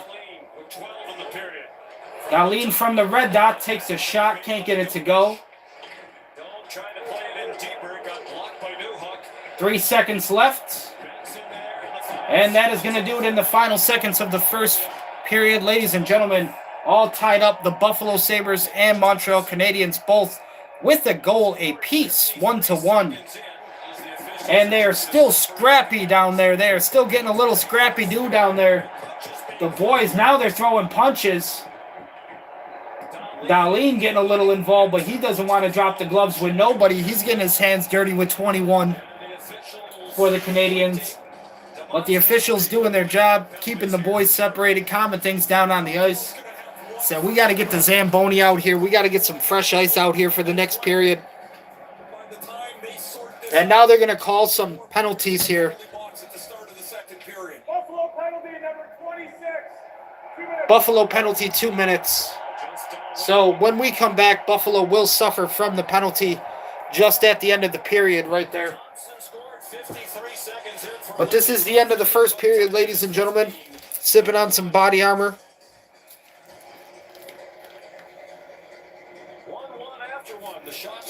It is 1-1 after 1. Let's go back to the studio at PK Subban and Mark Messier. Here's John Butcher. Okay. So, ladies and gentlemen, first intermission coming up here. Mary Donovan Butchergross, Maria Subban, always think about Mary Jean as well. After the first period, the Buffalo Sabres and the Montreal Canadiens, 1 goal for each team, 1-1, all tied up after the first period in Game 3 of the 2026 NHL Stanley Cup playoffs. Well, ladies and gentlemen, I promised some story time with Demonic at the intermission, so here we go. When we talk about my mom, when I think about my mom, I always think about extremely hardworking she is, how much she's always provided for me in my life, and how thankful I am to have her in my life. My parents were divorced when I was growing up, so it wasn't really a great relationship between my parents. I was always with my mom, and she was always like a single parent trying to raise me and my older brother, Tom. And we lived in an apartment for most of my childhood, and then she was finally able to save up enough money and buy this house that I'm currently in right now. But when I think about my mom, and I guess when I start to talk about her, the first thing I always think of is she is a Wiccan. She is a white witch. So that's how I got into a lot of, I wouldn't call it necessarily a religion, but, witchcraft. But she is a white witch. So my mom is Wiccan. She also, when she was growing up, she grew up in Lackawanna. And in Lackawanna, when she was growing up, Buffalo was really famous for the steel plant, the Bethlehem steel plant. So that was like a really notorious location here that provided a lot of jobs. We were, the steel workers, a lot of construction workers here in Buffalo, New York. Like I said, a really blue-collar, hard-working city. So when my mom was growing up, the Bethlehem steel plant was a really notorious location that provided, her family with a lot of jobs, a lot of her friends with a lot of jobs. She would work as a bartender in a lot of the bars and she actually got into playing billiards or pool. So she would actually play billiards professionally. She was into tournaments and stuff. She like a local billiards player. She won tons of trophies. I remember growing up seeing all her trophies from all the pool tournaments that she won, and she used to be really good. She used to make a lot of her money just working, as a bartender, and then she was a really good billiards player. So my mom was always playing pool tournaments. She was really good at playing billiards, and just growing up, I got to see all of her trophies, which she doesn't really leave around anymore. She's kind of less proud of them now, but they were all from what I could remember looking at. They were like definitely from the 80s and the 90s, but during that time, she was definitely in bars and playing billiards, most likely to take care of my older sister and my older brother. So I wasn't born until 97, so she really didn't have to worry about me until then. But I'll always remember one of the things, I love so much is her love of music. She absolutely loves music. She always wanted to like write a book, so I feel like I get a lot of my writing talents from her, just from like writing movie scripts and being into writing my own stories and stuff growing up. She always wanted to write a book. She never could. Or she never has had the chance yet, and just never had any time. She's always had to work.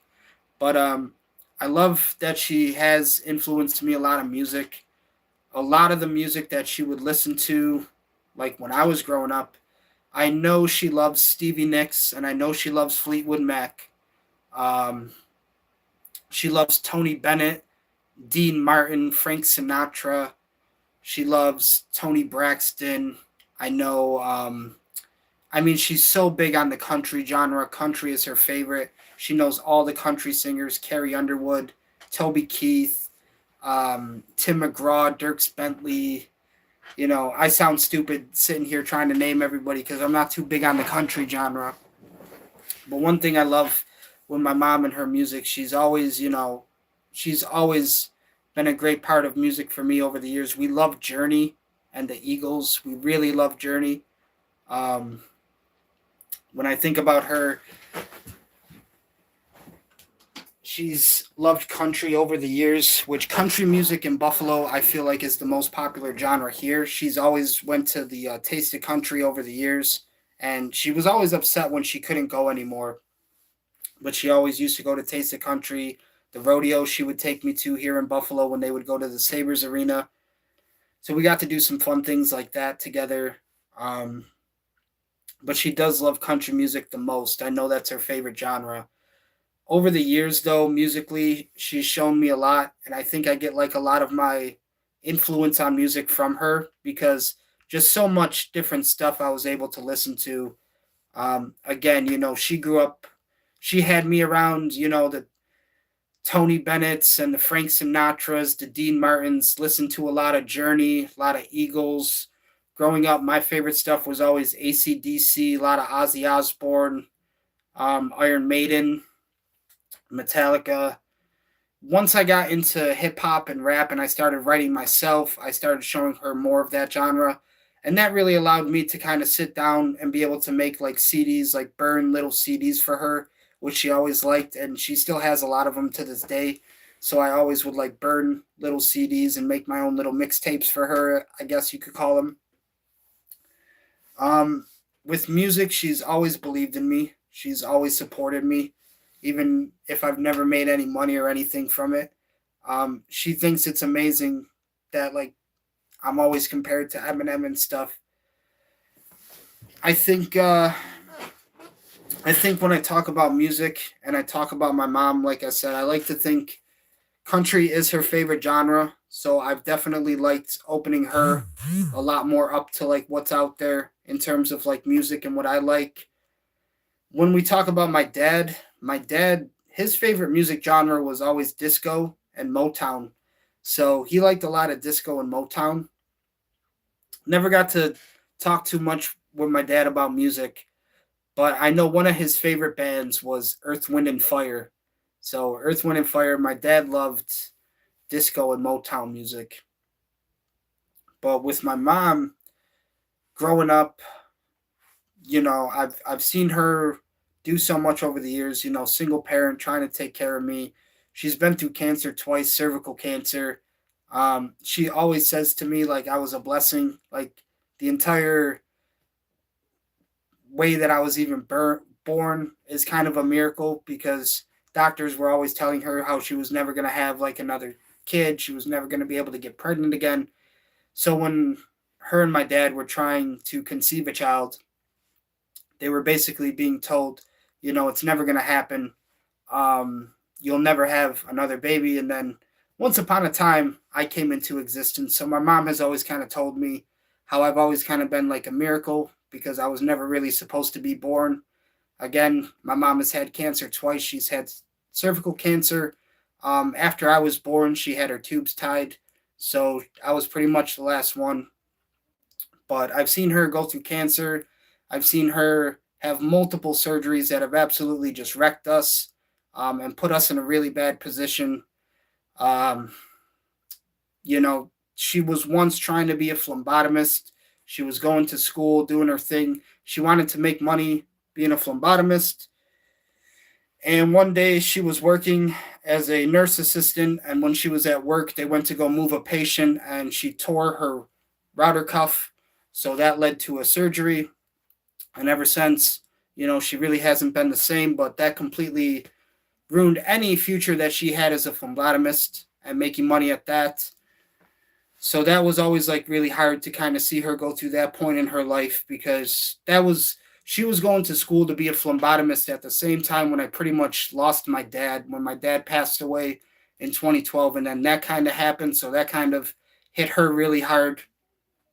And, she had to go through surgeries for a lot of years. And it seems like whenever you get surgeries, they don't really give you enough money anyways to kind of help you take care of what you need to take care of. But over the years, she's also had a lot of problems with doctors and people coming back and saying, hey, we basically gave you too much money and shit like that, which is ridiculous to even say, because, again, how are people supposed to take care of themselves if they can't go to work or whatever? So she's had a lot of problems with that over the years. I did recently get her working back at the movie theater, which I'm really happy about, because I feel like she really belongs there. She's really happy there, especially as a bartender. She does a great job as a worker.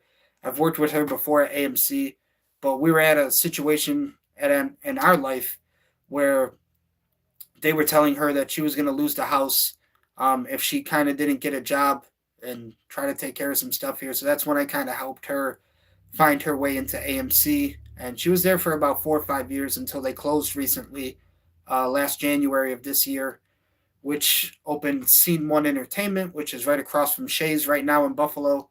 So it's great to get her back in there and that she's working again. I'm really happy for her because, again, she really belongs there. And hopefully the goal is to kind of keep her in there until retirement, basically, so that way she doesn't have to try to worry about too much anymore. I'm going to turn on the AC, guys, because it is a little hot down here. It feels a little hot for Game 3 tonight.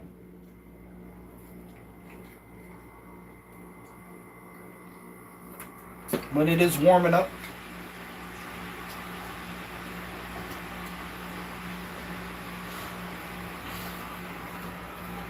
But that's just some good stuff that I like to think about my mom. I always remember the times when it was hard for her, and she couldn't afford, days when she couldn't afford a babysitter for me.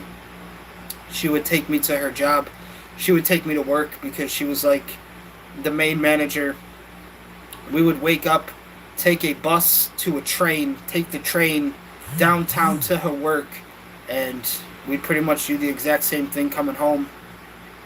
But that's how she would get to and from work every day. Bus to train to work, and then again, the same repeat, the process going home. But it's crazy that she's actually been around for so long, too. She's currently, I think, 64. I think this year will be her 65th birthday. My mom is actually born on New Year's Eve. So December 31st is my mom's birthday. She's actually born on New Year's Eve, which is kind of another blessing in itself. So New Year's Eve is always kind of special. Get to kind of hang out with my mom and celebrate that with her at least. But yeah, that is kind of a blessing in itself too. So hopefully she can stick around at the theater for a while and retire there, because that's really where I would like her to not have to worry about much anymore. Since it is still intermission, guys, we are going to still share some story time with the Monarch here, talking about my mom during this first intermission. Second period coming up soon between the Sabres and the Canadiens. So when it comes to my music and how my mom feels, I know she's never really officially heard anything from me. I know she may have seen some videos or stuff that I did in the past when I was in high school and elementary school and stuff. But I mean, she's been absolutely supportive.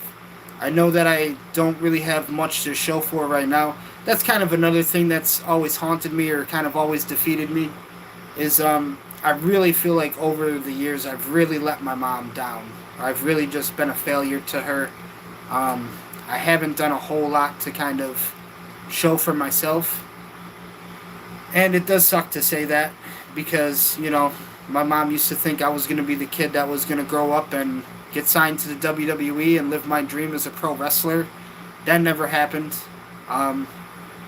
Used to tell my mom, well, maybe things with music can work out, and obviously I'm still trying to make it happen. It's hard. It's really hard being an independent artist and trying to do everything yourself. But it's nice having her support, and at least her belief in me for sure, because I know my dad wouldn't feel that way. But for me, it definitely feels like I've most of the time been a failure in her eyes. This is just me personally. Because again, I used to be the kid where she looked at, this is the kid that's going to get signed to WWE and he's going to be a pro wrestler. That never happened for me in my life. She's never got to see me get married or have kids. My dad passed away when I was in elementary, so my dad never got to see me even graduate from elementary. My dad never got to see me make it to high school. And I feel like my mom might never get to see me get married or have kids, which is really unfortunate, because if I ever did have kids at some point in life, I'm almost 30. My mom's not going to be around much longer, so I might have to be telling my kids ghost stories about my mom, which is kind of unfortunate to think about. But I really feel like I'm just most of a failure in my mom's eyes, because again, I never got signed to the WWE as a pro wrestler, and she's really watched me struggle firsthand with this music thing, and just how hard it is to really try to make a name for myself and to take care of myself.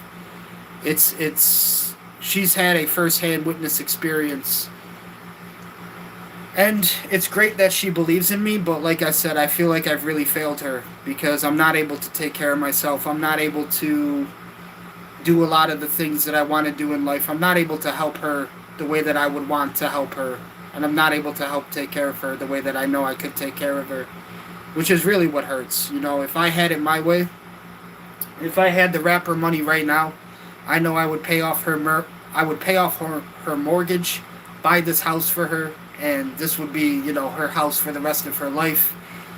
I know I would give her a little something on the side, just to say, hey, thank you for the past 27, 28 years of my life. I would definitely love to show my mom that it is possible to make your dreams a reality as well, because that's been the hardest thing. I think I'm the only one in my family that's ever fought for their dreams, though, because my dad was a plumber. My mom, didn't really go to college or anything, but I've been the only one so far that's ever had, kind of crazy dreams where it's like, want to do music, want to make movies. But she's always been, right there by my side, no matter how much I've struggled. She's seen me struggle a hell of a lot.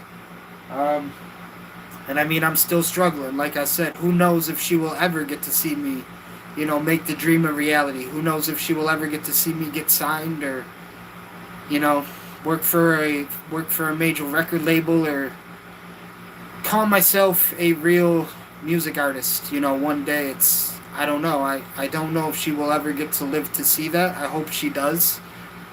But it feels like right now I've just been a complete failure for for everything that she's like watched me do or attempt to do. I've always disappointed her. I've always let her down, and that really hurts. Because like I said, I'm not. I wish I could. I wish I could get married, and I wish I could have kids, and at least give her that respect of some grandchildren. But it's also hard out here dealing with relationships and trying to find a significant other, and just feeling like right now, nobody will ever really want to be with me or anything like that. So it just kind of feels like right now, my mom is never really going to get to see me have kids or anything, and it's unfortunate to say that because the only one of my mom's kids that have had kids is my older sister, and they don't really have the greatest relationships, so she doesn't really get to be around her grandchildren that much already.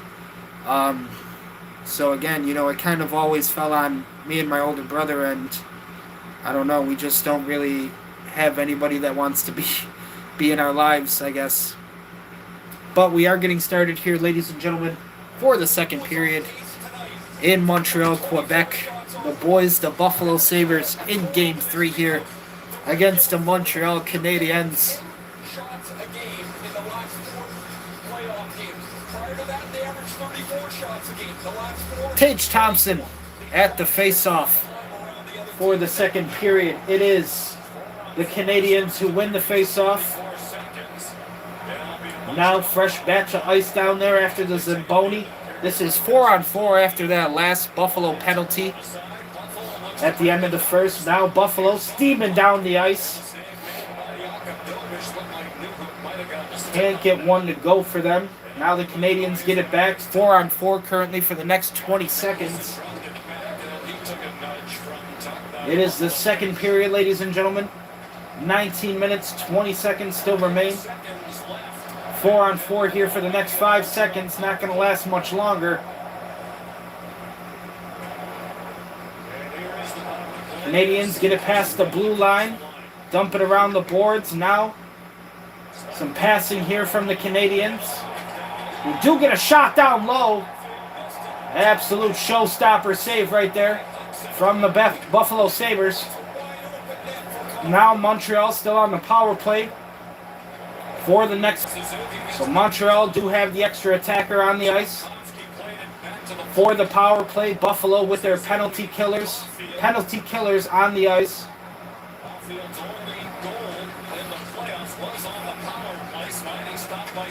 Good sliding stop right there by the Sabres. Unfortunately, couldn't get the puck. Goes right back to the Canadiens, who are passing it at the blue line.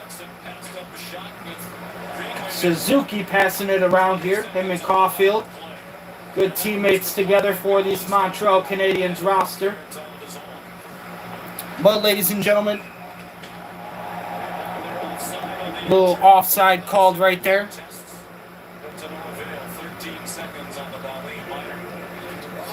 I have thought to myself, and I know this sounds stupid. I know it's a stupid idea. But if I ever do get rapper money, I want to definitely fix my teeth up a little bit because I hate the way my teeth are. I've taken some hockey pucks to the face in the past. And not only that, because of depression, I've really let myself go over the years. So if I ever do get rapper money, I know it sounds stupid, chat, but I'm investing in fixing my teeth and I want vampire fangs. Listen, I love gothic horror. I love vampires. I'm getting a fucking set of vampire fangs if I ever get that rapper money. I know it's stupid. I know it's just a stupid want. But it would make me happy. I don't know. It's the stupid want of being able to do things like that in life. Now the Buffalo Sabres move it past the blue line into the Canadian zone. Sabres working the puck here. On the pass, get it to Tage Thompson at the blue line, shot on net. That one had to get frozen up very quickly. And Tuck out here, putting some bodies on the ice. Letting the bodies hit the floor. Alex Tuck getting a little physical out there for the boys. Tage Thompson took the last shot, couldn't get it to go.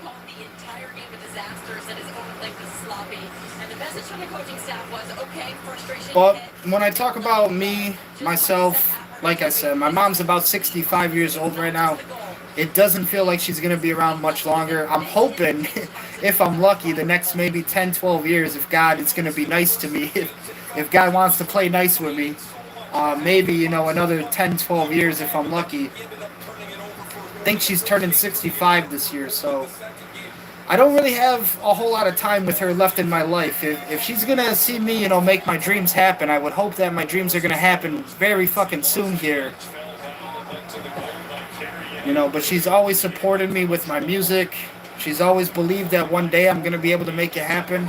I remember the one time, I told her, hey, I got this really stupid idea. I go up to her, I tell her, just because I'll be like, just tell me if you think it's stupid, or if you think, because I know it might sound stupid and shit, but at least just tell me, like. But I told her, I want to perform live. Like, I felt like this was when I came up with the idea to actually call local bars and really start promoting myself, and really trying to get booked myself at like these local venues. And I told her the idea, and she thought it was a really good idea.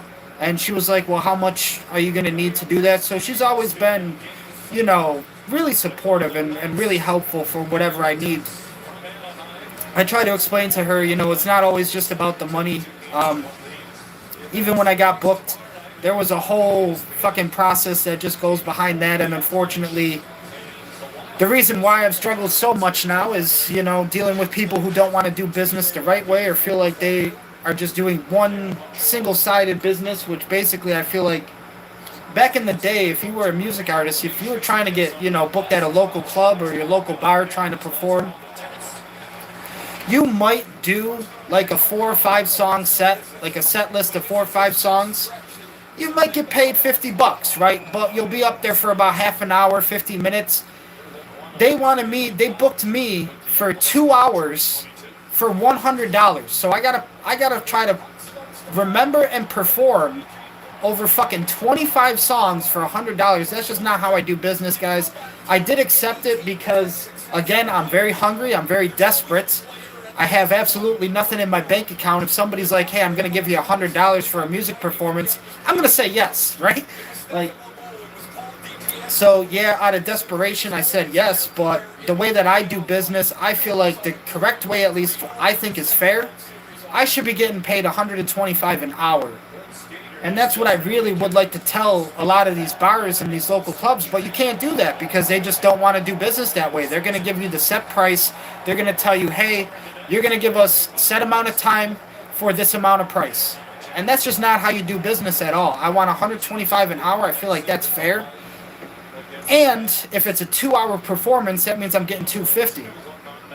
I really only wanted $125 because it was going to be like $25 on gas and then $100 to take care of myself. And that's the thing that other people don't really take into consideration. This is only one performance. I have to take care of myself now on a 2-hour performance for $100 for however much longer I'm going to be alive, breathing. That's $100 to kind of take care of myself and my needs. That's only one performance. I was hoping at least if I could go do the live performance, they would like me enough to be like, hey, we want to bring you back. We want to book you again. Do some future bookings, future opportunities open up, meet people, meet some other people and get some opportunities to do more shows. But of course, that never happened. Never had the opportunity to do more shows because a single show was canceled and I never got the opportunity to even perform. So, and the way I look at it, guys, if they're doing business, if any of these fucking local clubs, and no disrespect to the local bars or anything here in Buffalo, but guys, let's be honest. If Eminem, Kanye West, Drake, Kendrick Lamar, J. Cole, Travis Scott, fucking Future, if any of these fucking artists that I just named and mentioned even wanted to perform at any of these fucking local clubs or any of these local bars, they would cater to the artist's needs. They would be accommodating more so to the artist than they ever would themselves. That's how this fucking works, ladies and gentlemen. That's how music works. As a music artist, they're going to cater and way more to the artist's demands and the artist's needs than whatever the fuck they want going on. Because first, if Eminem even wants to fucking perform at your fucking club, you're gonna be head over heels, right? You're not gonna turn that shit down because it's bringing you the popularity and now all of that, all of those customers, all that clientele for your business. You're not gonna say no. You're not gonna tell them, we're gonna pay you, you're gonna give us this amount of time for fucking this amount of money. That's not how business works in the world of music, ladies and gentlemen. Maybe when you're an independent artist and yeah, you have to deal with people who don't know how to do business and don't want to do business the right way. I hope one day I can absolutely change that in this community and in Buffalo, New York, because since I have had to deal with that, that has been another struggle that my mom has had to see me go through. You know, I'm not able to book myself. I'm apparently not able to book myself, one, because there's thousands of artists apparently in Buffalo trying to book and perform at these clubs the same day and the same time that I am, apparently, and that's another thing that's like, okay. But there's apparently thousands of people trying to get booked and perform at the same time that I am. And the thing that, like, I kind of took from it is, like, when I was trying to actually get myself out there or book myself, a lot of these places that I was talking to, they were treating me or they were talking to me like I was a band. I'm a solo artist. That's, you know, I asked my mom the one time, I remember asking her, you know, who do you think, because she loves country music. I'm like, who do you think is the #1 country band? I was like, and she was like, country music doesn't really have a lot of bands. Like, it's more of a solo artist type of thing. So I do kind of respect country genre for being more of a solo artist act, because when you're a solo artist, it felt like these people were expecting me to, like, have this entire, like, $1 million record label behind me. I was going to show up with a band. I was going to have a drummer. I was going to have guitar, bass, fucking somebody on the piano, somebody on the turntables. I was going to have it, man. For $100, I was going to give them the fucking $1 million performance. No siree. That is not how, I don't know what the fuck. That's what I mean, though. And that's the difference immediately that we have doing business with each other, because, you know, the whole time they're expecting and asking me to give $1 million performance, but they're not paying me $1 million. So what the fuck how are you going to give all these commands and all these demands when it's really, I'm the one kind of coming up with the playbook. I'm the one making the plays happen. Like, come on now. Never in your life, like, most of the time, you know, any of these big artists, any of these big music artists that we talk about, they have the ability to call these major venues and these major stadiums, arenas, being able to book themselves because they have that celebrity acclaim to them, right? You Google their name and people automatically know who they are. The Montreal Canadiens just got another goal right there, ladies and gentlemen. It is 2-1. Montreal Canadiens just put one in the back of the net. They are celebrating over there in Quebec. 13:55 remain in the second. Alex Lyon not looking too good right now, not going to lie to you. Under a lot of pressure here in enemy territory in Montreal, Quebec, Canada. But like I said, never in my life have I ever seen such bad business being done, and I've had to deal with it now, unfortunately, myself. Like I said, it is nice that they did want to book me, and they did, you know, at least open up the opportunity for me. But I don't like that I never had the opportunity to even perform. And my entire thing going into the performance was at least, you know, hoping I was going to fucking meet somebody that can help me. That was like my main takeaway from the entire thing. Hopefully just meeting somebody that wants to help me. Whether it be a fucking engineer, a producer, a manager, a lawyer, somebody fucking help your boy, right? I was just going to go there, do my performance, hope somebody likes me enough that wants to work with me, keep things going, and not even just that, do the performance, and hopefully it opens up more performances, you know, so I can not only just live on $100 for the rest of the year, but try to make some more money with some more performances. So, that is my one takeaway from all of that. Where's my credit card? Candy, no. But my mom has always been so supportive of my music, which I'm very thankful for. Again, when people always compare me to Eminem and tell her that I sound like Eminem, it just takes her back for a moment. And she's very surprised that they're talking about her son. That's kind of like the proudest I've ever seen her of me, is like when people actually come up to her and talk to her about my music and tell her, we think this guy sounds like Eminem, or we think he's going to make it one day. My mom definitely believes in my dreams, which is nice.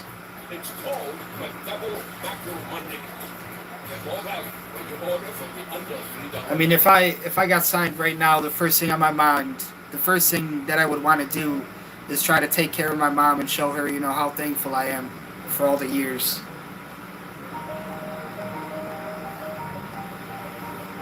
But she has definitely watched me struggle a lot. I am happy that I've had the ability to kind of, ask her about certain things and seek some advice when I need it. Trying to figure out my way as well. But again, it's always felt like a disappointment for me, or at least like I feel like a failure, because I've kind of failed her my entire life.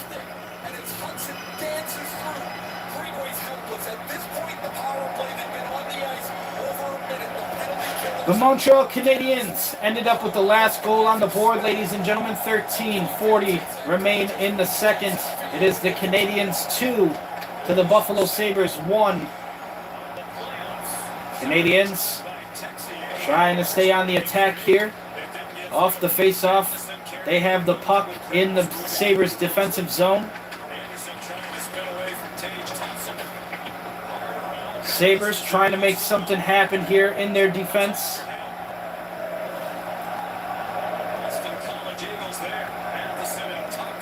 Good skating here from the Canadiens. Keeping the puck on their stick. Now a couple shots there from Montreal. Can't get it past the goalie.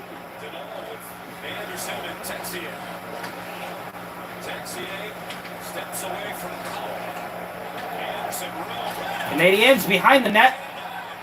Put it on. They're calling for a goal. Canadiens say they got it. Montreal thinks they have another one. But it is waved off here as a no goal. The fans in Montreal were calling for it. They thought they had another one there. Lyon able to get on top of it just in time. And it has just been constant pressure here from the Montreal Canadiens on the Sabres. I guess a little funny story, like something funny that I can't share. It's stupid, but it's funny. With like me and my mom, since my mom was always a really big music fan and she was really big music inspiration for me. I remember I would always listen to Elvis Presley, and when I would see like Elvis out in public, I would think that was fucking Elvis. Like when my mom or dad would take me somewhere and they had like an Elvis performing, I used to think that was Elvis. It wasn't until fucking Full House and Uncle Jesse, shout out to Uncle Jesse, Full House, where I realized that is a fucking impersonator.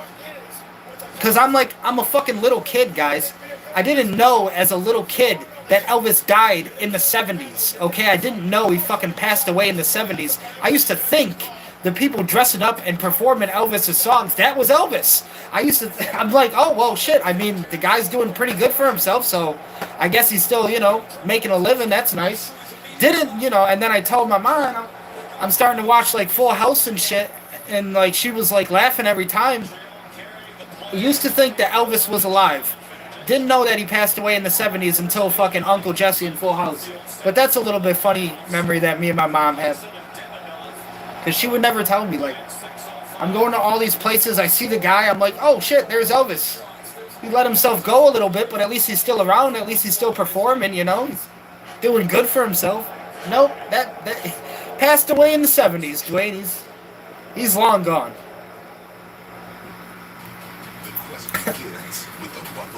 Started to realize, okay, all those guys were impersonating Elvis. Yep, started to watch Full House, Uncle Jesse. They had the Elvis impersonator in the Leprechaun movie, which was like another realizing moment.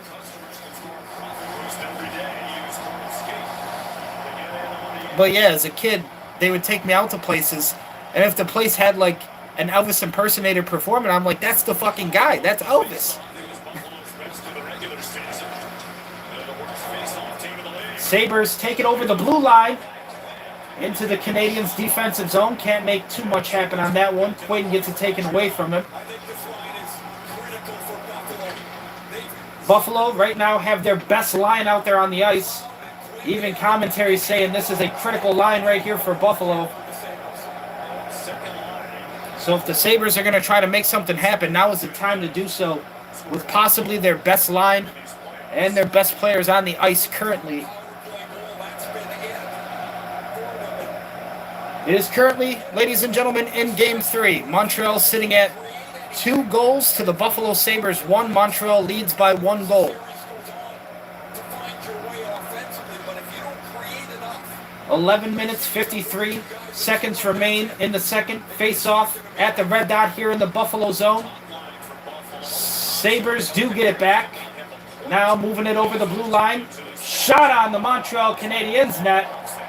And that is a good save from the Montreal Canadiens. I used to think that was like a pretty funny story, though. Me and my mom always used to laugh about that Elvis story.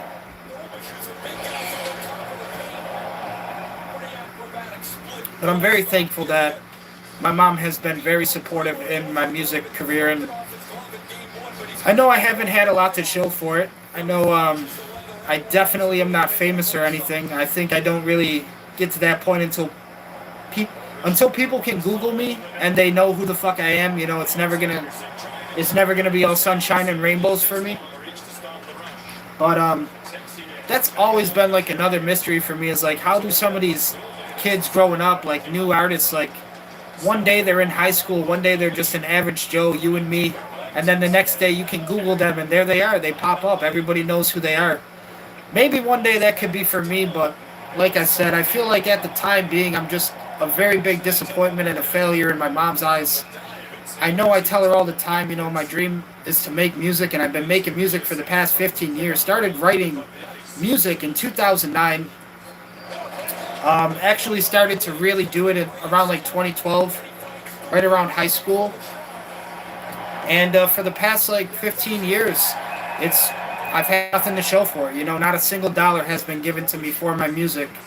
So I definitely feel like I failed her a lot in that sense, but she still believes in me, you know. Like I said, the Buffalo dream, man. We're still trying to make the dream happen. Sabres are still trying to win a Stanley Cup championship. I'm still trying to make my dreams a reality. It just hurts every time, because I know, like, if I had it right now, like a lot of these other artists and a lot of these other music artists who got it a good way, I would definitely want to take care of my mom, and that would be like one of the first things I do with the money, is try to make sure that she's good and at least show something for all the years that I didn't get to really prove myself.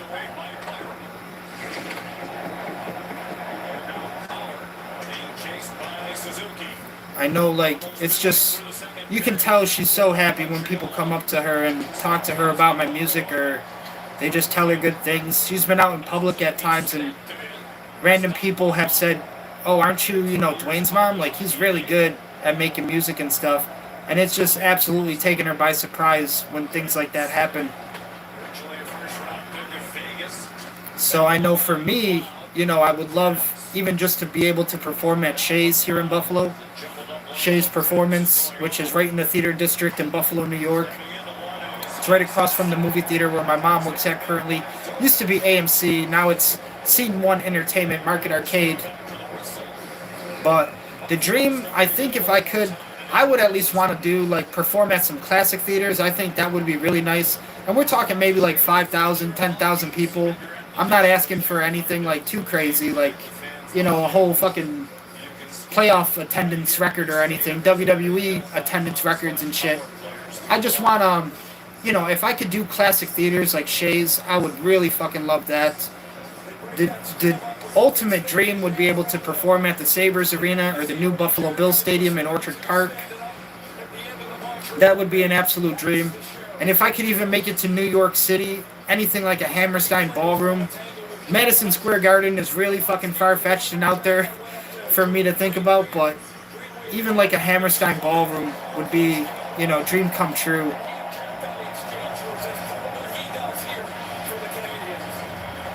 I think, even if I was to do smaller, like classic theaters, that would be really nice for me. But if I ever had the opportunity to go all out, I would almost want setups like a WWE when they perform live, so I can be just as close to people as possible. I want as many seats on the floor as we can get, stadium at maximum capacity, as many chairs on the floor as we can get, as many asses in those seats. I want the people to be like right up to me, and I want to be able to perform with all the people here in Buffalo and be able to celebrate music and our love of music. But I want it to be close experiences. But classic theaters would definitely be, that would just be insane if it could ever be a reality for me. I think doing a lot of classic theaters would definitely be big. And again, we're talking maybe like 5,000, 10,000 people.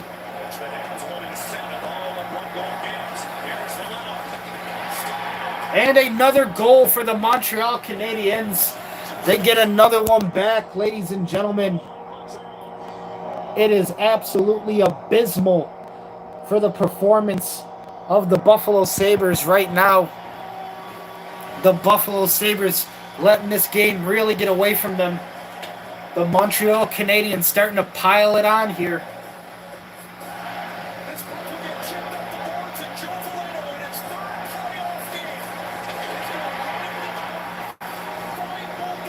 Really just a simple pass back up to your center. And 16 puts it in the back of the net for the Montreal Canadiens. Right now, ladies and gentlemen, Montreal Canadiens sitting at a 3-1 game here for Game 3. And you can see all the fans in Montreal celebrating outside the arena. It is getting ugly here for the Buffalo Sabres quick. They're going to have to turn things around here. The Sabres have 9 minutes left in the second. But so far, all momentum here for the Canadiens as the last 2 goals coming from Montreal. And the fans in Quebec love to see it. Quebec.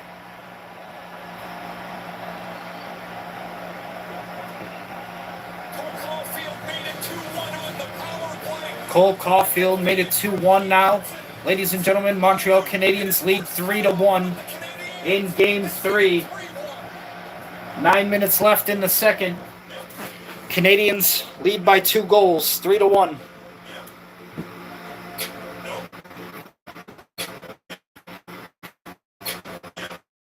I am going to break, ladies and gentlemen. I will be right back. Their business earns unlimited 2% cash back on everything they buy. They get big purchasing power so their business can spend more and earn more. What's the yoke? Running your first 5K? Hard. His first date behind the wheel? There'll be choosing a name for your first. Not easy. Progressive understands first times can be challenging. It's why we created the Up Payment Program. Down payment assistance for first-time home buyers. Because first times are easier with a lower home. Learn more at progressive.com/open the house. There's salad. There's bread. All right, ladies and gentlemen, I have returned, and we are ready for the next 9 minutes here in the second period of Game 3. The Buffalo Sabres and the Montreal Canadiens. Right now, this game all Montreal. I thought putting the red lights on tonight might bring some better luck, but it might change some of the scenery around for the boys. So far, hasn't really worked out in our favor.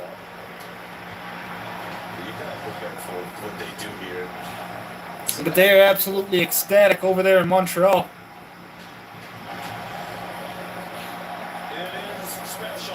The Sabres, they striked fast and they striked early.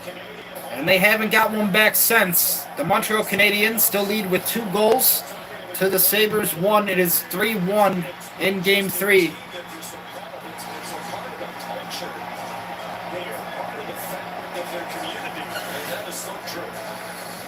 you know Montreal going to go absolutely ballistic, knowing that they are leading this game right now. One step closer to getting this series in their advantage.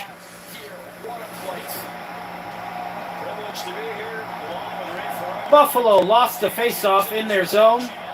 Passed right to the front of the net. Can't find the man. No accuracy on that pass at all, but the Canadiens take it from their zone now back to center ice. Over the blue line, Montreal. Now Sabres in their defensive zone. Get the puck back. Sabres skate it into the Montreal zone. Oh my God, that's going to be a penalty on Buffalo. Player skates right into the goalie and moves the net. And that is going to cause some chaos between the boys as well. Buffalo Sabres player skated right into the fucking goalie. Like the man never learned how to stop on ice before. And of course, Greenway is out there.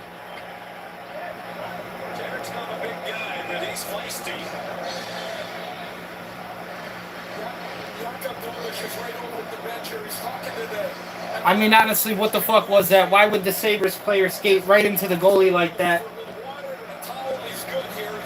Like he's never even learned how to stop before. Goes absolutely full speed into the goalie coming from center ice. It was 29 for the Sabres, who skates right into the goalie, not even watching where he's going. Or he actually is. He actually intentionally skates into him right there, I would say, from that camera angle. He definitely intentionally skates into this man. And yeah, not allowed to do that in the NHL. Not only does 29 hit the goalie, also moves the net out of play.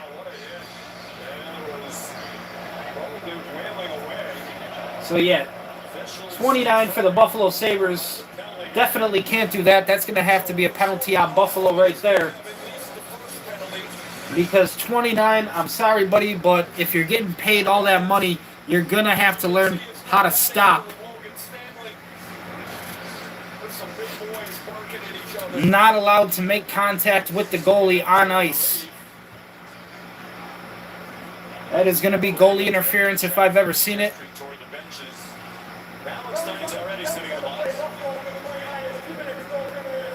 And it is a Buffalo penalty, 2 minutes for goalie interference. Again, ladies and gentlemen, you can't put your hands on the goalie, can't make contact with the goalie. If you don't have the puck on your stick, whatever, you can't fucking skate directly into the goalie and expect them to do nothing about it. That penalty going to be on the Buffalo Sabres for goalie interference. And Greenway also going to take a penalty here for Buffalo since his mouth's been getting him into a lot of trouble. Greenway also sitting in the penalty box for the Buffalo Sabres because Greenway doesn't know how to keep his hands to himself. So Sabres really at a loss right here. Again, the goalie interference really going to hurt them, but Greenway not making anything better since Greenway doesn't know how to stop talking trash. And again, Greenway has been really talking trash, and it seems like he likes to talk trash when he's down, when his team is down. I don't understand the mentality. It's absolutely insane, Greenway. You are a fucking child, my man. Grow up. Your team is down by 2 goals, and you're still out there running your mouth while you're in the penalty box. I mean, honestly, but learn how to fucking score a goal with all that money that you're making. Here we go, Montreal power play, 2 minutes after the goalie interference on Buffalo. Again, ladies and gentlemen, not allowed to hit the goalie, not allowed to make any kind of contact with the goalie, especially when you don't have the puck. So Montreal not going to stand for that. Buffalo takes the 2 minutes. And Greenway also gets to sit in the penalty box as well. Think about his actions.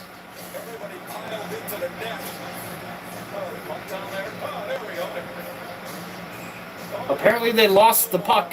They got it back now. How many fucking pucks does the NHL have on standby? And they lost the one puck. The one puck that we need. All right, face-off in the Buffalo zone here. Montreal on the power play. So the power play unit for Montreal goes to work. The penalty killers for Buffalo out there on the ice. Gonna have to come up big here and protect the net as the boys are already down 2 goals. Currently in game 3, the score is 3-1. Montreal leads with 3 goals on the board. Buffalo hasn't got a goal since the first opening minute of the game.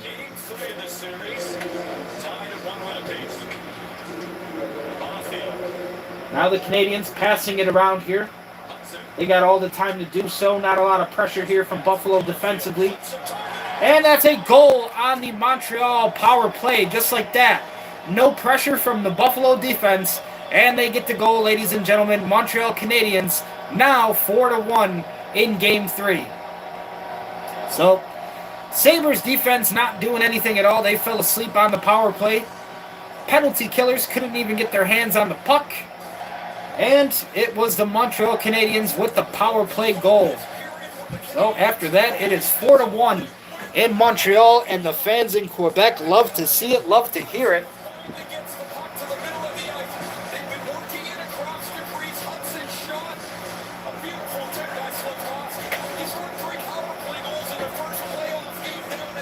The boys could honestly be choking it all away. They're choking! But it does seem like the Buffalo Sabres definitely giving up a big one here on the power play. It is just getting worse from here on out, ladies and gentlemen. Things are going to get much worse before they get better, it seems like, for the Buffalo Sabres. After that power play goal from the Canadiens, it is now 4-1. Sabres immediately trying to get one back off after the face-off. But right now, looks like things are going to get much worse before they get better. At least for the Buffalo Sabres in Game 3.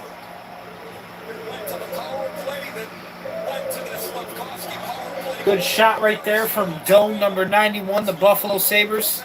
Just gets stopped by the goalie's glove.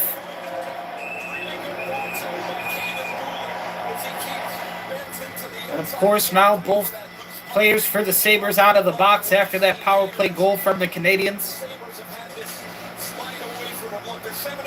So both teams back to even strength at 7:30 in the second.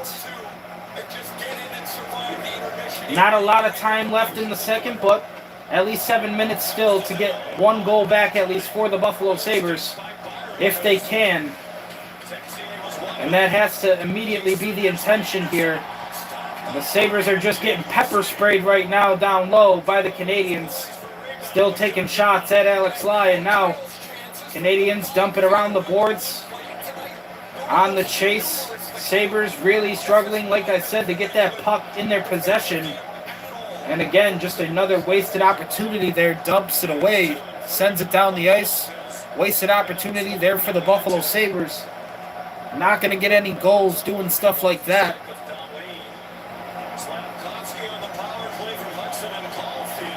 Last puck goes over the boards. Into the fans, they got a souvenir. That guy was really happy. Free game puck, why not? That wasn't included with the purchase of the beer, so gotta be happy with that one. Game used NHL Stanley Cup playoff puck. Come on now.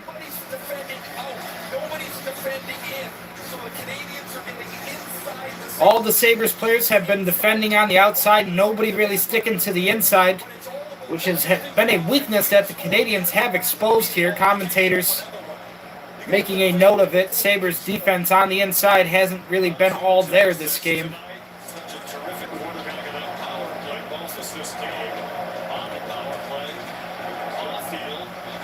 Sabres once again get the puck back at center ice, now passing it around in the Canadian zone.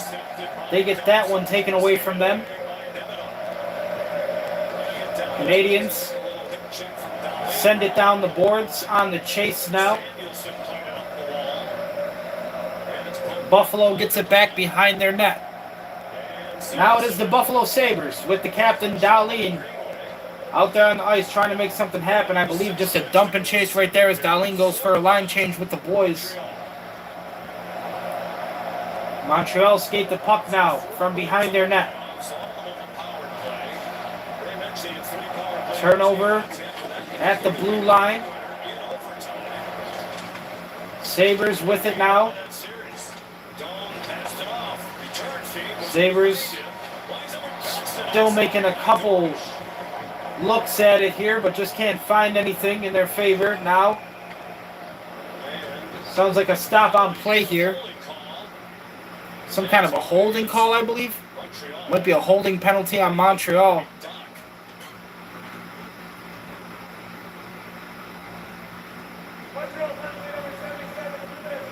It is a Montreal penalty. And it was stick holding on Montreal. So, power play coming up here for the Buffalo Sabres. It's a big opportunity for the Buffalo Sabres. Can they actually capitalize on a power play? That's a question, because the Buffalo Sabres power play has done absolutely nothing this entire series in the playoffs. So, right now, down by 3 goals. The Sabres power play really need to get to work when we come back from this commercial break. Right now, ladies and gentlemen, Game 3, Montreal Canadiens lead the game 4-1 over the Buffalo Sabres. As I said, when we come back, Sabres do get the power play. Can they make something from it? Don't be a Viking. Request a modern, non-surgical treatment with minimal recovery time. Visit findahandspecialist.com.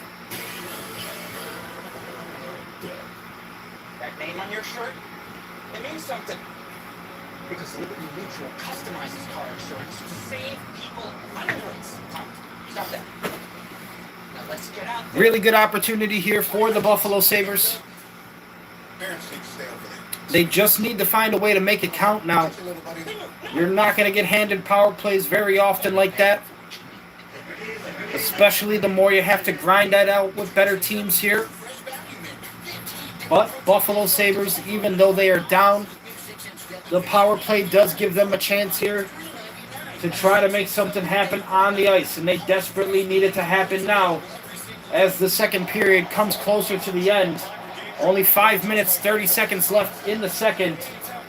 But the Buffalo Sabres do have a power play opportunity coming up here.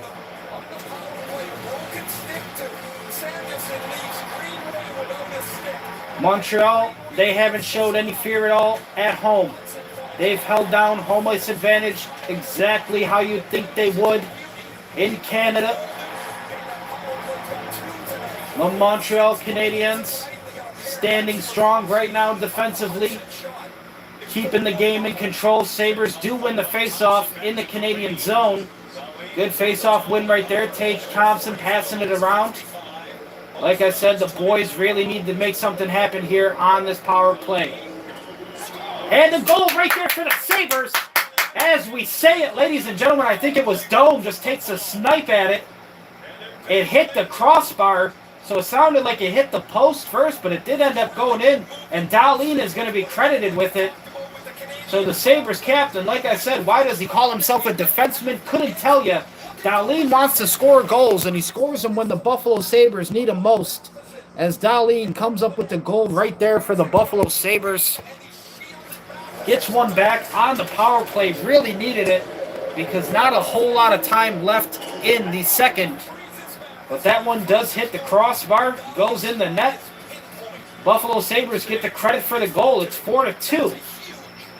So now the Sabres finally fighting back here, showing some signs of life. Not completely dead yet. The saber-toothed tiger not completely extinct yet, ladies and gentlemen. As the Sabres finally answer back with a goal of their own. That shuts down a lot of the momentum in Montreal. Takes a lot of the energy out of the fans. Now Buffalo working the puck here in the Canadian zone. This one can't find a man. No accuracy on the pass, but the Sabres do get it back in their defensive zone. Now passing it around at center ice. This one goes out of play. So really my goal, I mean, if I was to even make any kind of like $1 million contract tomorrow, I would definitely, the first thing on my mind is taking care of my mom and trying to at least show her, you know, at least a thank you for all the years that she's been here for me. All the years where I kind of feel like I've disappointed her. and not really made much out of myself.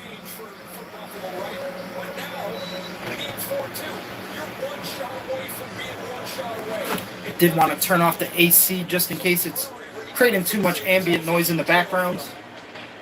I feel like the room is pretty cooled off now. Canadiens on the attack. That one hits the boards. Didn't even find the goalie on that one. The Sabres now trying to get the puck back, but the Sabres did get the last goal here. Now 4 minutes and 15 seconds left in the second.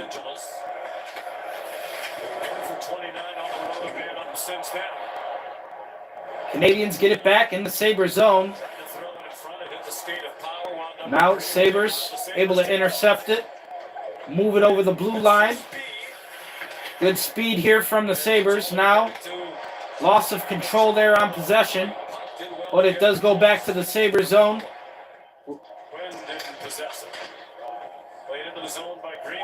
Played back to the Montreal defensive zone. Now Sabres on the attack.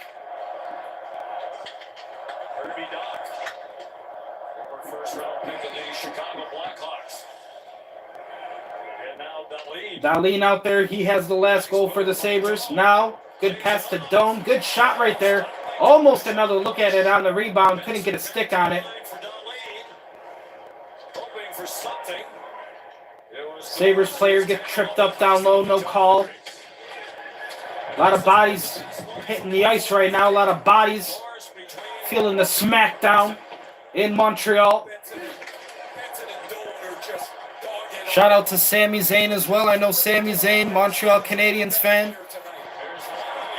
And the Canadiens try to skate right in on net. And there's a lot of commotion going on right now, as the Sabres really didn't like that. Earlier, Sabres player hit the goaltender for the Montreal Canadiens. Now, vice versa, deja vu. Canadiens do the exact same thing to the Buffalo Sabres here. Getting really greasy down low in front of the net. Canadiens trying to score some grease ball shit. Some real grease ball shit from the Canadiens. But at least no Tim Hortons, no Timmy Hoes donut holes in the locker rooms. Ladies and gentlemen, we have had goals. The Sabres sitting at 2 goals right now behind Montreal by 2 as well. It is 4-2 in Game 3. Montreal leading. But we can say no Tim Hortons, no Timmy Hoes for the locker rooms right now. We got goals, and we got them at least at 2 right now for the Sabres. Sabres working the puck out of their zone here. Get it out. But it goes right back to the Canadiens, and offside is called. That play is stopped. Game 4, Avalanche and the Wild. Avalanche finally suffered their first loss of these playoffs last night in Minnesota. And a one-sided Wild win. That's at 8 o'clock tomorrow. Kirill Kaprizov leading the way for Minnesota. 14 points in these playoffs, leading all players in. Sabres lost the face-off. Montreal control it. See if Eric Johnson can rebound after a Canadiens lost it at center ice. Now the Sabres get it back in their zone. Yes. Chu is a good player. 89 out there, Tuck for the Sabres. Trying to make something happen here. He's on the attack. Good forecheck right there. Tuck gets it back. Lays down the smackdown. Good check right there, but it looks like a penalty is going to be called. Tuck getting a little too aggressive on his man. They're calling high stick, but it honestly looked clean. Thought they might have called boarding from the hit behind, but they're saying high sticking here from Tuck. The last Canadiens power play goal is clearly okay. He's up on his feet. Yes, it is a 2-minute penalty for Buffalo on the high stick. Alex Tuck got to keep the stick on the ice, bud. Oh, come on. You're going to call that a fucking...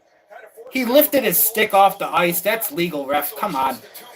Calls it a fucking high stick, and he got his stick lifted. Power play goal. Both Malenstein and Greenway were in the penalty box. Honestly, a legal stick lift right there from the Buffalo Sabres, but Montreal call it for high sticking. I don't agree with the call. I thought it might have gone boarding for the hit behind, but Montreal called high sticking for it. Face off here at the red dot in the Sabres defensive zone. Sabres do win it. Very rare face-off win right there for the Sabres.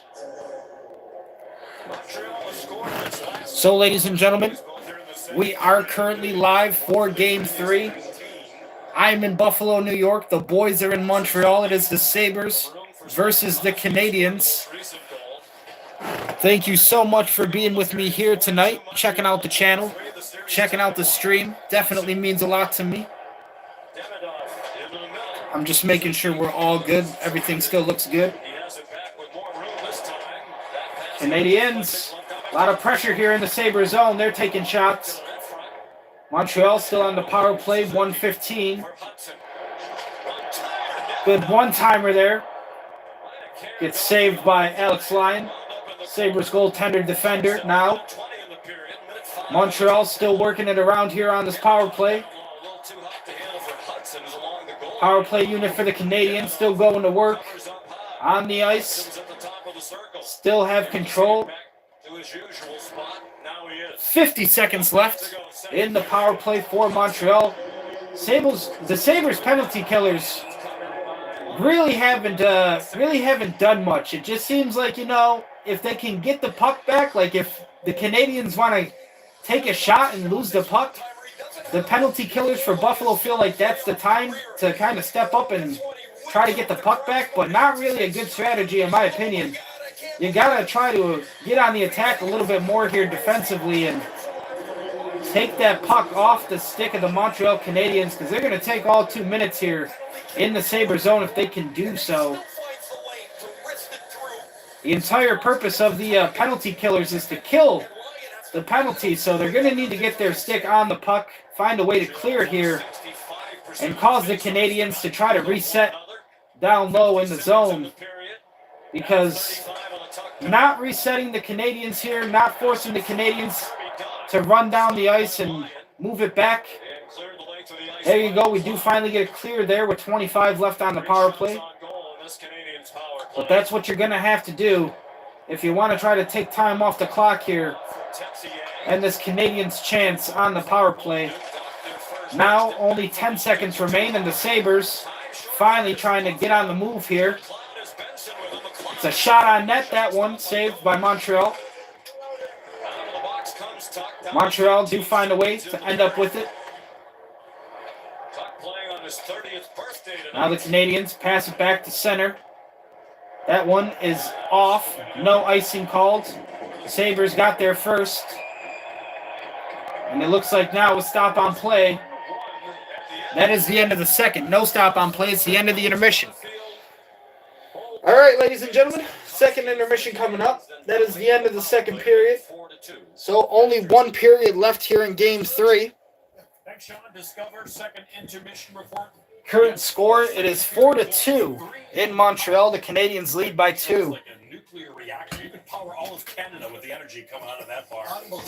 But Buffalo got a chance now. We're just down 2. Buffalo still fighting. All right. Since we're at the second intermission, we will go back into story time with the Monarch. And since it is Mother's Day, all of the stories today have appealed, obviously, to me and my mom. And some of our memories. I shared earlier how, my mom is a Wiccan. She is a white witch, so she does know witchcraft. It's where I get a lot of my Wiccan stuff from. I wouldn't really call it a religion, but yes, witchcraft. So she is a Wiccan. She is Irish and French. She used to pretty much play billiards, which is pool, in your bar, so your local bar. She's really good at playing billiards.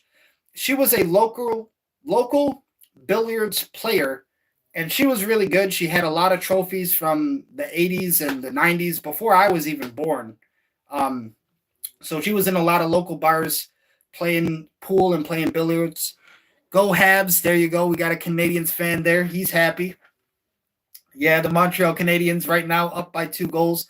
We're doing a little bit of story time with Demonic during this intermission. This is the second intermission, so the third period still coming up here between the Sabres and the Canadiens. Second intermission just started, so we're doing some story time here for Mother's Day.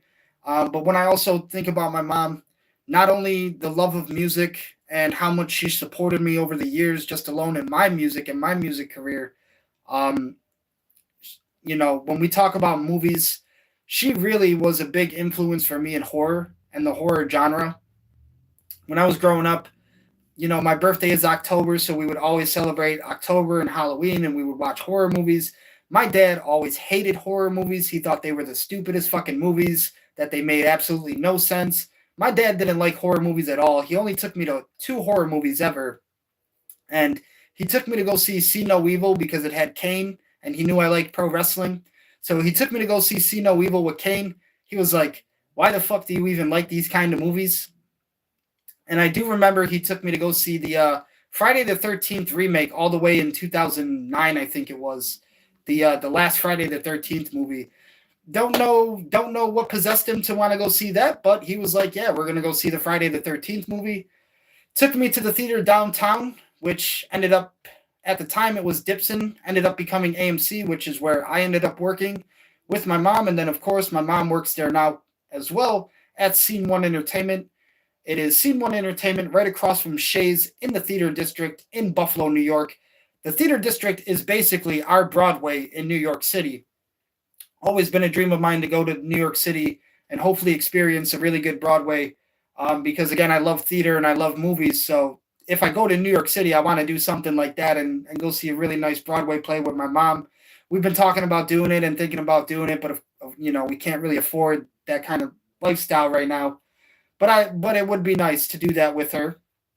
But when it comes to horror movies specifically, we've always loved horror movies. She snuck me into horror movies when I was growing up because, like, movie theaters, when she would take me there, they would be like, this is rated R. Like, this is a horror movie, right? And she'd be like, it's cool, it's fine. So she takes me to the movies. I remember Freddy vs. Jason, which is the only time I ever went to the drive-thru. I should say the drive-in, not the drive-thru. The drive-thru's for fast food. But the drive-in movie theater, it's the only time I've ever been to the drive-in, and it was a double feature. We got to see Freddy vs. Jason, and we got to see Jeepers Creepers 2. So the only time I ever went to the drive-in in my life, got to go there with my mom. We watched Freddy vs. Jason and Jeepers Creepers 2. Freddy vs. Jason still to this day is my favorite horror movie, if not my most favorite horror movie for sure. But my mom always loved horror movies with me. We watched them all the time. That was like our thing. We loved the slasher genre. She really got me into like the slasher genre. So, because my dad didn't want to watch them, he thought that they were all stupid, and my mom would watch them with me.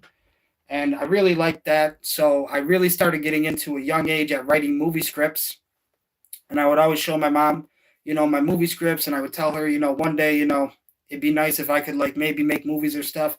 And again, these are just dreams because I don't really come from a rich family. I never really had the grades or the report cards, you could say, to make it academically into like a New York film school or fucking go to Hollywood and study film. Never had a scholarship or never was a valedictorian student, anything like that.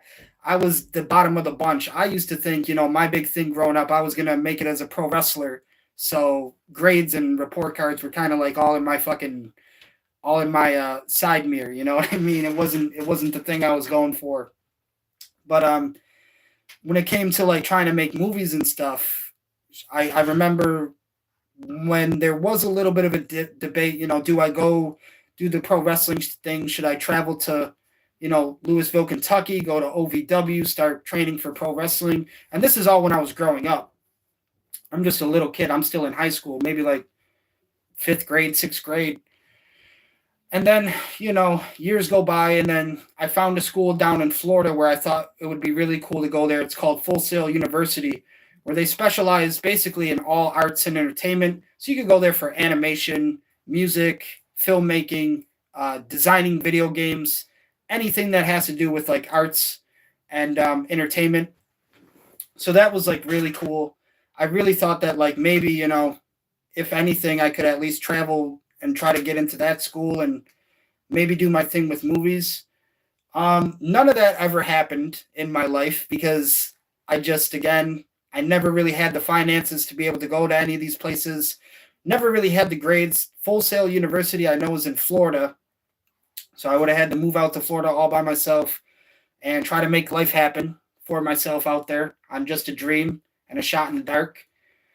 So when I talk about movies, my mom is somebody that used to look at me. Again, I used to show her my movie scripts. When I was growing up, I didn't know it at the time, but like later on, I realized when I would play with like my wrestling action figures, I would book my own shows. And I was actually a wrestling booker. I was a promoter. I just didn't know it at the time. I was booking and promoting my own wrestling show. So I would have my little video camera. I would have my action figures. I would do commentary. I would do entrance music.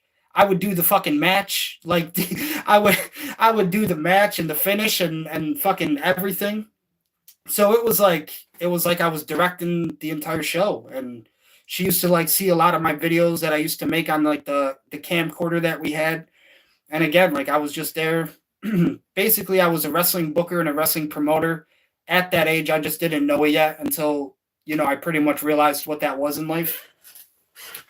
But yeah, she used to like watch all my little home movies and stuff like that. And again, it was hard for me to ever do anything with filmmaking because even though I wasn't like a only child, like I have an older brother and an older sister, they really didn't want to be around me as much because our age gap is just so different. So when I had to do anything, I usually had to do it by myself, and I had to figure out a way to do it by myself. So that was a challenge. I didn't have a lot of friends because kids thought I was weird for being the kid that liked wrestling and being the kid that liked horror movies. These were not popular things when I was growing up. They were not as popular and as acceptable as they are today. Again, this is late 90s, early 2000s. So when I was growing up, kids pretty much outcasted me and they didn't really want to be my friend. So anything that I wanted to do, I had to find a way to do it by myself. And that was always a challenge as well. Wasn't able to make a whole lot just working by yourself. But again, I always had the ideas and I always had, the dreams of trying to create stuff. And I feel like I've done a lot, by myself with what I have. When we talk about movies and my mom, like I said, I know one of her favorite movies of all time is The Wizard of Oz. But she's also, aside from horror, I mean, she's the entire reason why we love, Martin Scorsese, all the Scorsese movies, all the Robert De Niro movies, Robert De Niro, one of her favorites. I've watched so many great things with her over the years. And still to this day, we try to, take some time to enjoy some movies that we like. I know with her working at the theater right now, and this is also like another idea I've had for the channel, maybe like, wow, since she does work at the theater, we have the access to just see the movies whenever we want.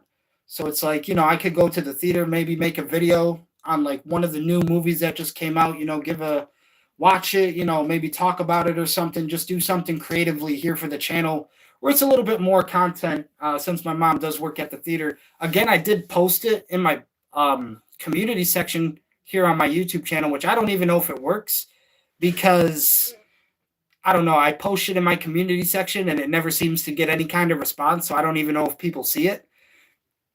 But I did post it one time. If people would really like to see, you could donate or tip to my Cash App for a specific movie that you would like me to watch. Maybe even record it, do something fun here for the channel. And that would pretty much be the video idea, is like any type of movie that you want me to watch, or if you think I'm going to like it, or if I haven't seen it yet, you just want to see me talk about it, make a fun video about it here for the channel. I would be able to do that. But again, that comes with more of like a tip donation kind of theme.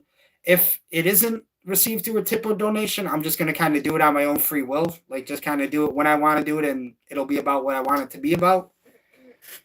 So that's definitely an idea too that I kind of have lurking in the back. Maybe trying out one day, since my mom does work at the theater and we have access to a lot of these movies. Maybe do something fun like that on the channel. I know she just asked me recently if I wanted to go see the new scary movie coming out, and I said, yeah. really the only movies this year I'm excited to go check out at the theater is The Odyssey, Batman 2, and the new Fockers movie. The new Fockers movie. I definitely got to see that. I think it comes out Thanksgiving, but yeah, I definitely want to see. I think it's a Focker-in-law. Focker-in-law. Yeah, I definitely need to see that. But for me, when I talk about my mom, she's always just been so supportive of me over the years, no matter what I've tried to do. And it seems like everything I do, I kind of fail. And she's seen me fail at a whole hell of a lot. Like I said, this used to be the person I used to think, she was gonna watch me grow up, go live out my dream of being a WWE wrestler. You know, that's it. Made the dream happen. Did what I wanted to do in life. She never got to see me do that. Still currently not married, no kids. So she still has yet to, even have any kind of like grandchildren around her or anything, which is a bit unfortunate. She's never really seen me fall in love or have a significant other that I can kind of grow with and try to build with, or even just live a normal life with. She's never really seen me be able to share that with someone. And then another thing, that really hurts, like I said, is with the music. It always feels like I try so hard, but she just, she always knows that it's not easy. I try very hard, but it's for some reason, and I don't know why. A lot of things nowadays, it really does have to do with how much money you invest into something and how much money you put into something. Like right now, for example, if I wanted to promote a lot of my videos here on YouTube, I do have the ability to do so. YouTube does allow me to promote my videos. I just don't have any money to promote my videos. So a lot of these like mainstream artists, or maybe a lot of these record artists that you see putting out music nowadays, where it gets like these millions of views, and especially in a short amount of time, where it's like a day, maybe a couple days, a week even, they're getting these millions of views and stuff. They put money behind the promotion, and YouTube will actually promote it a lot more effectively and efficiently if people are just, throwing money at them and promoting the shit out of it, which is kind of the thing too that's affected a lot of stuff nowadays, because again, I'm somebody that doesn't even have money. I have no money at all. So for YouTube to say, hey, give us the money and we'll promote the hell out of it, it kind of sucks, but that is the way that it works sometimes. Obviously, you're giving them money to get one thing out of it. So if you want the promotion, it's going to come at a cost. But like I said, I just don't have any of that financial access right now. So that's really out of my territory when it comes to stuff like that. But when we talk about a lot of these $1 million artists, or any of these artists right now that are even in conversations of like your favorite rapper or whatever, they most likely have, record labels behind them that are investing a lot of money and putting a lot of money into them and promoting them. So like I said, where I'm at currently, it does suck that I'm not able to like promote myself a lot financially, because I really have nothing in my bank account. I'm really just dead broke.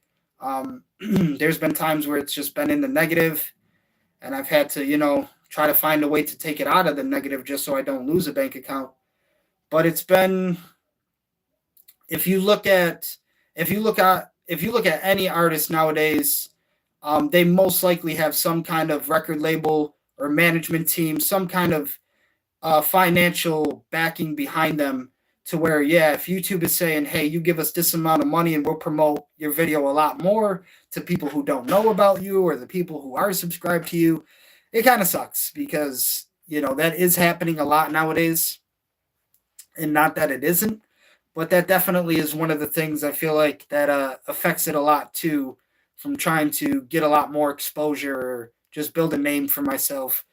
It's competing. You're also competing out there with a lot of YouTube channels, but again, a lot of people that just have the financial ability to be able to promote themselves a lot more, or to just, at any point in time say, hey, this is what we're going to promote, and hopefully it goes out there, blows up, gets viral, whatever, But that's definitely a lot of nowadays what's been happening currently, which is unfortunate.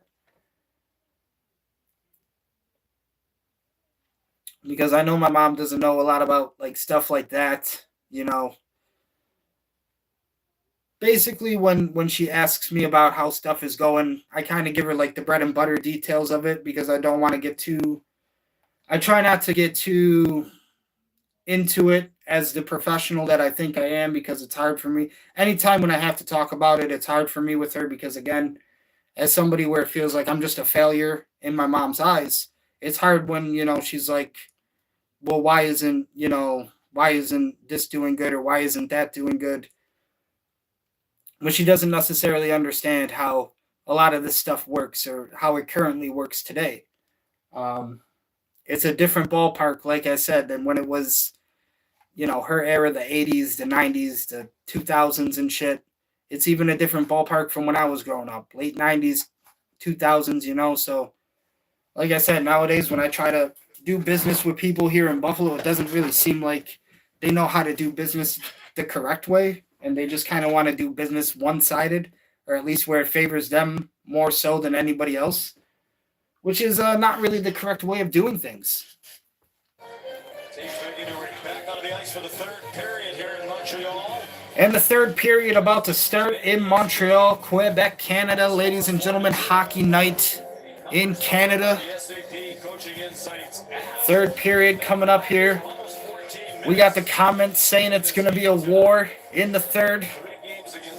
I hope so. The boys still down by 2 goals. Sabres still need to get 2 back just to even tie it up. But all the Montreal Canadiens have to really do right now is focus on playing a defensive game, and they could easily add another game to the schedule on this series. Right now we're looking at 5, could be looking at 6. I do know after tonight it is Sunday, so I do know the next playoff game for the Sabres and Canadiens is scheduled for Tuesday. So the next time we will be live streaming, ladies and gentlemen, it will be Tuesday night for the Sabres and Canadiens, Game 4. But right now we're still in Game 3, and the Sabres are still down by 2 goals. They need to get it back. Third period just started. 19:50 on the clock, only 50 seconds gone from the opening third period. Now, the Sabres trying to get it back here in their zone. That's an offside stop on the play. 15 seconds into the third period. Here's Emily Kaplan. Well, Sean, this has been a testy game through 2 periods. Lots of action after the whistles. Players getting into goalies. But really, the goal for me right now, I would say, musically, again, just show people creatively my ideas and hope at some point there's somebody that stumbles upon me, comes across my music and actually wants to take the time to work with me and do business. That is kind of what I'm looking for right now.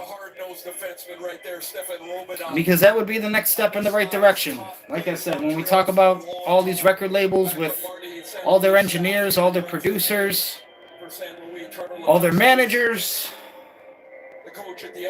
all the people that they have kind of investing into them to make a lot of these careers possible.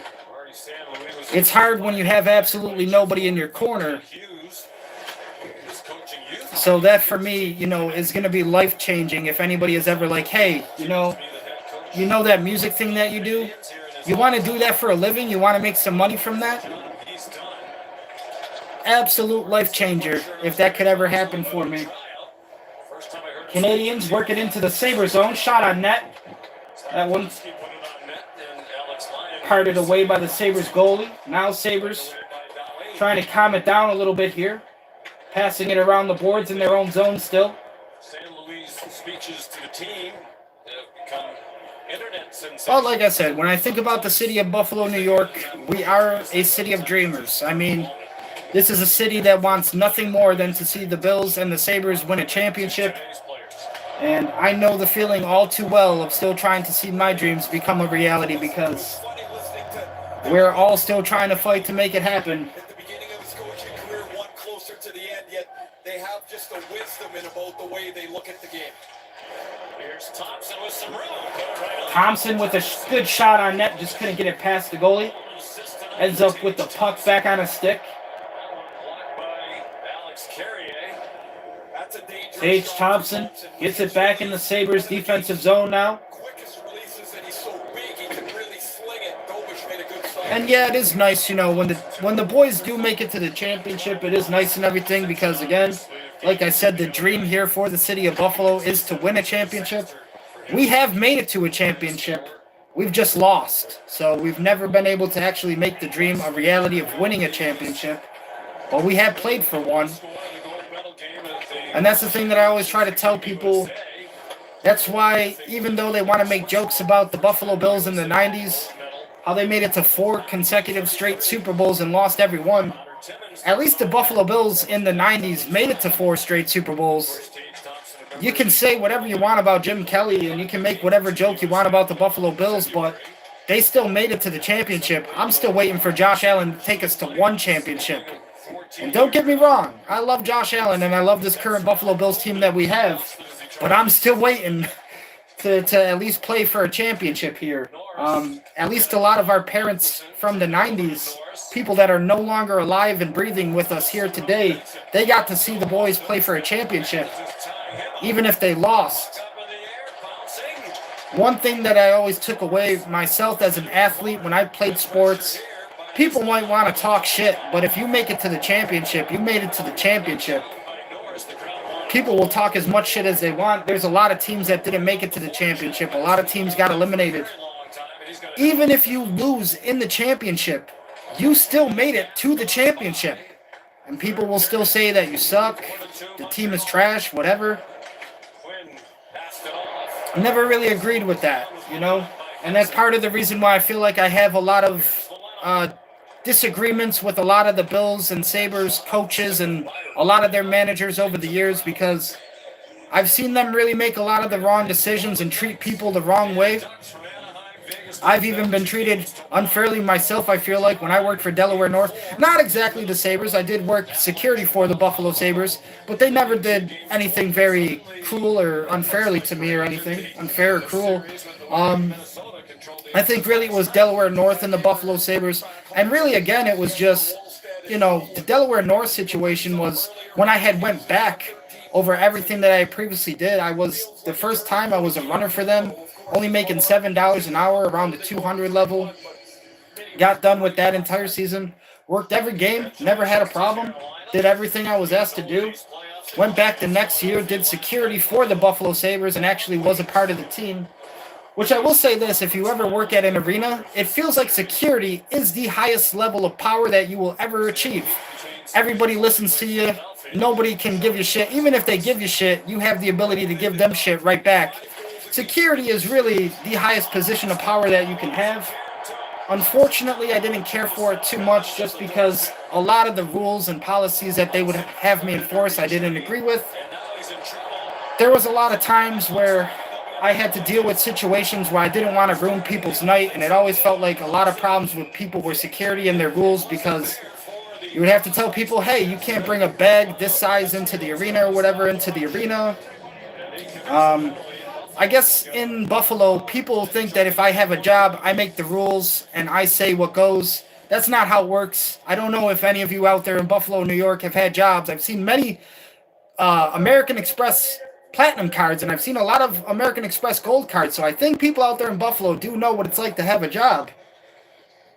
I've seen a couple black cards in my time, too. They've been thrown at me. So I've seen some American Express cards, but I don't make the rules. I just have to enforce them. When I would have to enforce certain rules, people think I'm being a racist. I don't like to deal with racism. That's not anything that I'm there. I'm not there working for that reason or whatever. They think that I make the rules. I don't make the rules. I don't even get paid enough to make the rules. I make minimum wage. I'm not getting paid to make any kind of rules at the arena. I just really didn't enjoy always being put in these situations where, wow, I want to go to work. Or there's days you wake up and you feel like you want to go to work. I woke up and I never wanted to go to work because I knew that they were going to put me in some situation where it's like, hey, go ruin this person's night, or go, tell this person that they got to fuck off. And me as an entertainer, me as a music artist, I always want people to come out and enjoy themselves. I don't ever want people to get in my face being like, I'm not allowed in the arena because you're racist, you're white, we're black. That's not how I am. Again, they gave me a job. The Sabres are telling me what I need to do. you can't bring the bag into the arena because it's a certain size and they don't want that size bag into the arena, I gotta tell you, leave that shit at home or leave it outside the arena. That's all it is. I'm not trying to overstep any boundaries or anything here, but again, I just didn't like being put in those positions. Didn't really like overall, again, just the way that I was treated when I went back to work for Delaware North and the concessions. Like I said, when I went back and I got hired, I told them, listen, man, I was a runner for you before. Are you guys hiring for runners again? They said no. They're only looking for concessions. Sabres take a shot on it. Can't get it. So they said they were only looking for concessions.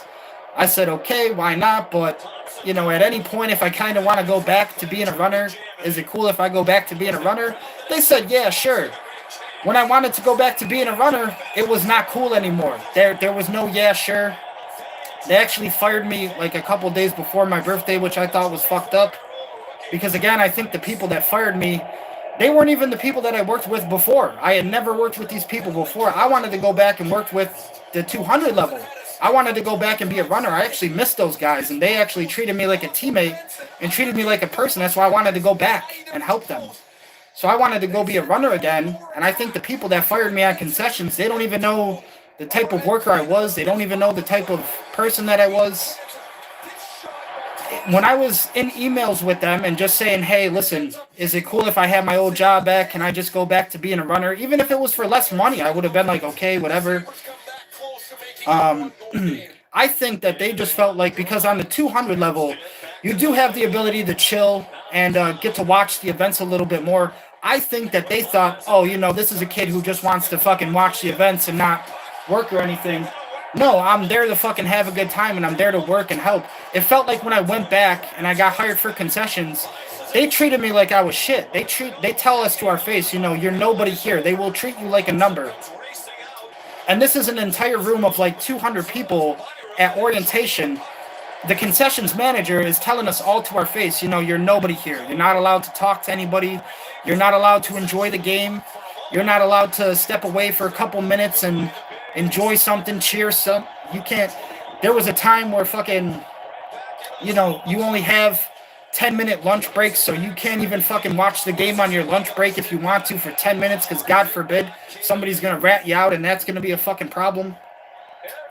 They had a lot of this, like, thing about them where they had the higher power, or they were just power tripping the entire time during the conversation that I had with them over email, because, again, like I said, I'm just asking for my old job back. They were like, no, we're allowed to do what we want. We're allowed to put you at whatever possession we feel that fits best. I said, listen, man, can I just, you know, can we just have the old job back? Like, I'm not trying to give anybody a hard time. Well, we all got to come to an agreement. We all got to say yes. I already knew that meant no. So I just said, and this is the first time I've ever put a 2-week notice in my life. I said, I never give anybody a 2-week notice. I will walk the fuck out. If I feel like I don't want to be there or whatever's happening, I will walk the fuck out. This is the first time I've ever given a 2-week notice, and this is the type of shit that happens. It's the type of shit that happens. I was like, okay, you know, if I can't have my old job back, then I'll give you a 2-week notice and I'll go somewhere else. But I was never trying to give anybody a hard time or like leave on bad terms or anything. I think whoever the fuck was in power, and Ethan Hasek, I know your name. If I ever find you in real life, I'm punching your teeth right directly down your throat. It's not a threat, it's a promise. I'm going to put your teeth right the fuck down your throat. Ethan Hasek, you do not know at all the type of worker that I was as a runner. I made $7 an hour, bud. I made $7 an hour. I worked every single game. Yeah, you know, I wanted to fucking have some fun at the events. I wanted to see some cool events. That's why we worked there. That's why I was so pissed when I went back and they started treating everybody like they were nothing. And it's like, are we just hiring people off the street here? Because, like, the way that they're treating us, bro, is like they just hired people off the street and expect them to fucking fall in line and be good little soldiers. I'm like, I went through the entire employment process of even trying to work here. You know, this should be like a rare job. This should be like something special that people can have, because you do get to come here and enjoy stuff, right? They were not making it that way anymore. They said, you know, you are nothing here. You're not allowed to talk to players. You can't even talk to fucking Sabretooth, who is our mascot. You can't give them a high five. You can't say anything to them. Like I said, God forbid on a lunch break, you want to go take 10 minutes away on your lunch break to fucking see any type of event. And that just didn't sit right with me. Like I said, I don't like when people feel like they have some kind of higher power than me. We all work at the same place, do we not? We all work at the same place, do we not? You got hired just like me. But again, you know, people, they want to assert authority. They want to assert some type of power over people when they have that kind of authority. The Sabres, Benson takes a shot. But I don't like that authority. And that's kind of why I'm at the place where I'm at right now in my life, where it's not that I hate, always having to answer to somebody or having a boss above me. In life, you're always going to have a boss above you. There's always going to be somebody that's saying, hey, we want you to do this, we want you to do that. That's not what I have a problem with. What I have a problem with is when I give my effort and I work for somebody that treats me like I'm shit. I give you my effort. I put in all my work, all my time, all my health to try to help you. And to you, I'm nothing, right? To you, I can't even enjoy 10 minutes of a hockey game on my break. And if I do, you'll fire me. You have that power. You have that authority to fire somebody for nothing. That's what I don't agree with. I don't agree with people who feel like they can just decide a person's life. We all work here. We all want to be here. But you don't get to decide my life at the end of the day. So that's why, in real life, in the real world, if I got to get a little physical with somebody, I absolutely have to. Then I will. Because a lot of people just don't understand. They feel like they have the right to treat people any type of way they want. And it's absolutely ridiculous. And the Montreal Canadiens get another goal right there. They swarmed the front of the net on that one. Absolutely swarmed the front of the net to get that fifth goal for the Montreal Canadiens, who are going ballistic right now in Quebec.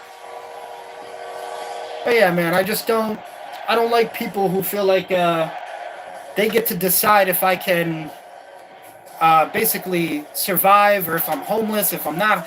That whole thing doesn't sit right with me. I don't like, yeah, we all have bosses and shit in life, but I'm never going to work for somebody that I feel like they don't appreciate what I'm at least trying to do for them, you know what I mean? Never going to be in that type of position. Like I said, I just wanted my old job back, but they fired me because I asked for my old job back.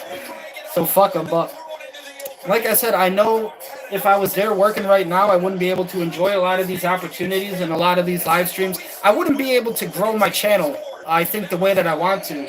If I was working at the arena, there'd be a lot of missed opportunities to live stream some of these games and stuff.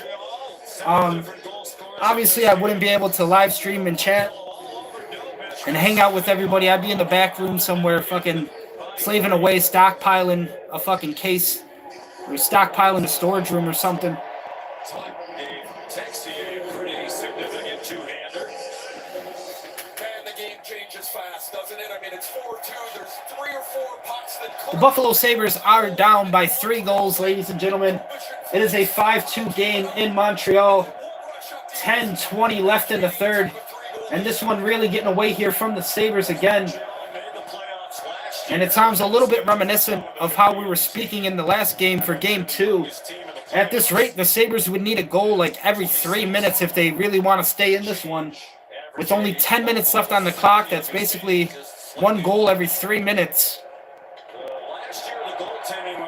So the Sabres are really going to need to focus up.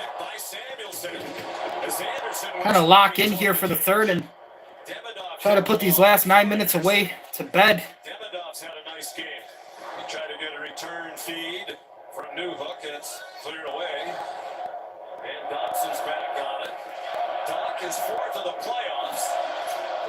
But I never liked that feeling of going back to work at the Sabres arena and then everybody was just kind of treated like shit.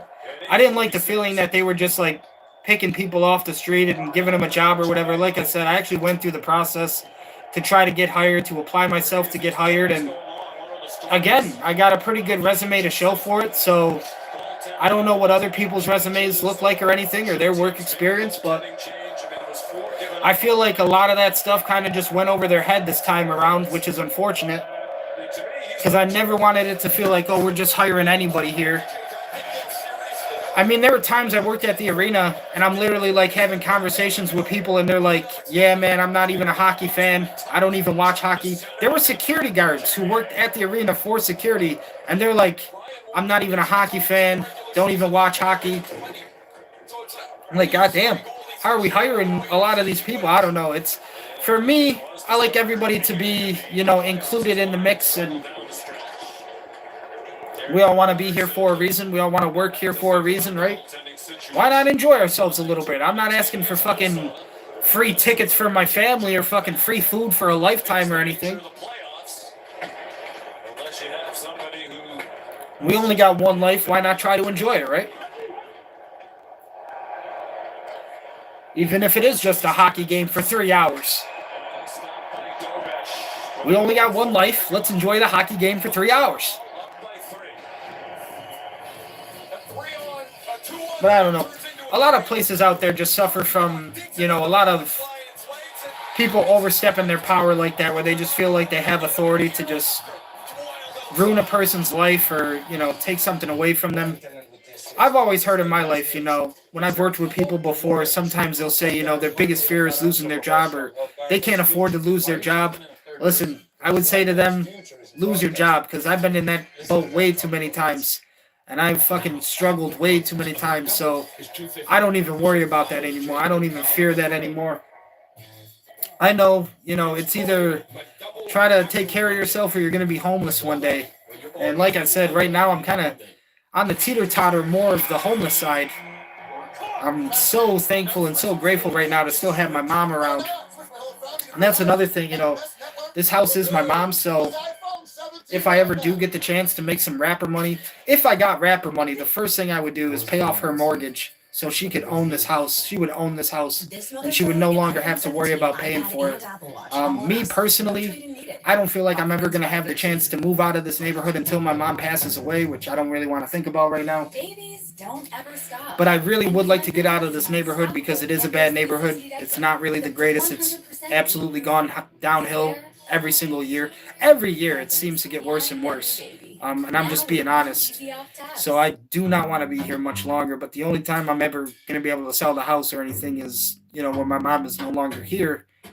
And to be honest, if I'm just being honest, I don't really want to be here if my mom isn't anyways. Just going to be, you know, too much reminded of stuff and everything. So once her time comes, you know, I'll definitely decide what to do with this house.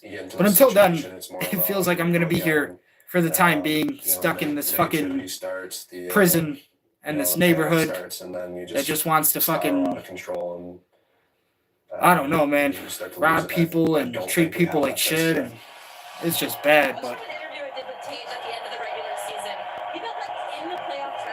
seems like the only thing that's stayed around here over the years, which is kind of unfortunate, is the liquor store. Like, that's the only remaining thing that's been here my entire childhood. Everybody else moves. Everything else, either, like, every other building gets sold or becomes something else, you know what I mean? People do not stay in this neighborhood for a long time, and even the places of business that try to stay here don't really last long, unless it's like a fucking liquor store up the street or the corner store, you know, the bodega. But other than that, it is a very not too luxurious neighborhood. It's not gated community, nothing like that. We are right here in the open, where anything is possible, where all the wild things are. Game 3, ladies and gentlemen. 7 minutes, 47 seconds remain. The Buffalo Sabres are down by 3 goals. The current score is 5-2. The Montreal Canadiens lead by 3 goals, 5-2 over the Buffalo Sabres. Sabres have found the back of the net twice. But with time just getting away from them here, the closer we get to the end of the game, it's not looking very likely for the boys in the royal blue and gold as they try to keep Game 3 alive. Sounds like a penalty here on Montreal. So Buffalo does end up with the power play, which is really nice to think about considering our last goal did come from a power play.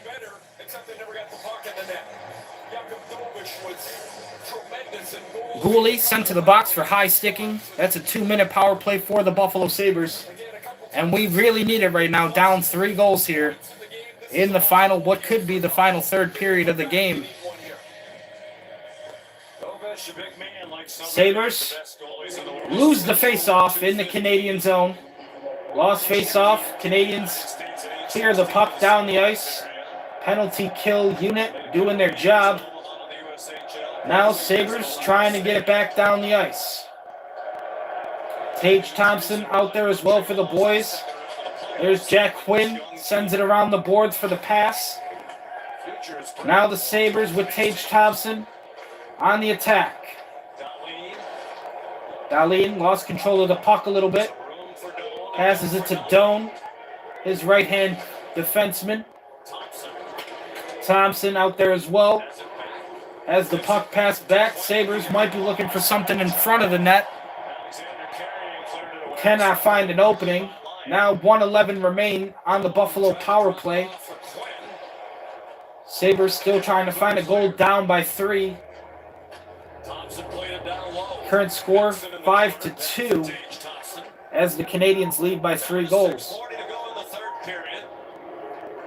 Only 50 seconds left on the Sabres power play. This pass gets interfered with, and that gets sent back down the ice. Sabres goalie slows it down. Now only 40 seconds remain on the Buffalo Sabres power play. Dahlin lost the pass, and a bad pass right there from Dahlin. Sends it right back down the ice. Sabres trying to still find something here on this power play. Only 20 seconds now left for Buffalo on the power play. Now the Sabres get it into the Canadian zone here. Time ticking away on their power play. 10 seconds left for the extra attacker. Extra shooter only out there for a couple more seconds. Sabres giving up a lot of time here trying to fight for the puck back. And the penalty is killed away by the Montreal Canadiens, who do not give up a goal. Right there should have been a tripping call on the Sabres, but no mind. Sabres still working the puck around in the Canadiens' defensive zone. Only 5 minutes, 25 minutes remain. At this rate, Sabres going to need a goal every minute with only 5 minutes left on the clock, ladies and gentlemen. Sabres need a goal about every minute just to keep this one alive. Still down by 3 goals. But if the Sabres wanted to stay alive in this game and wanted to win another game in this series, and they are going to need to start thinking about scoring a goal every minute. If it doesn't happen, you can pretty much give this one to the Canadiens because they are killing the clock as they should. Defensively keeping the puck on their stick. Canadiens playing really good hockey tonight. Commercial break right now, ladies and gentlemen. I'm going to take a sip of the body armor.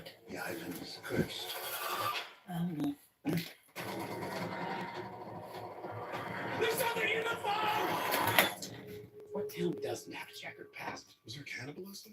No. I don't think that's right. With the Bank of America customized cash reward Visa card, you can earn. But here we are, ladies and gentlemen. Game 3, Sabres down by 3 goals to the Montreal Canadiens. 5-2. The current score here for Game 3. Still in the commercial break. But when I think about my music, even with a lot of the other things that I want to do when it comes to filmmaking and movies and wanting to do stuff with pro wrestling and WWE, even when I take all those things into consideration, I kind of see myself doing music for the rest of my life, or at least definitely like the next 30, 40 years of my life, because music has always kind of been the one constant. It's always been the one thing that has remained.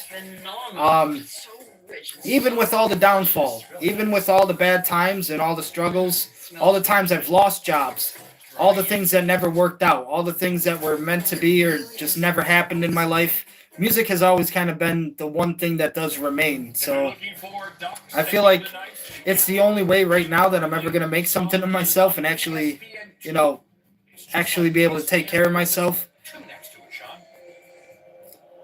But I see myself doing it for the next 30 to 40 years of my life.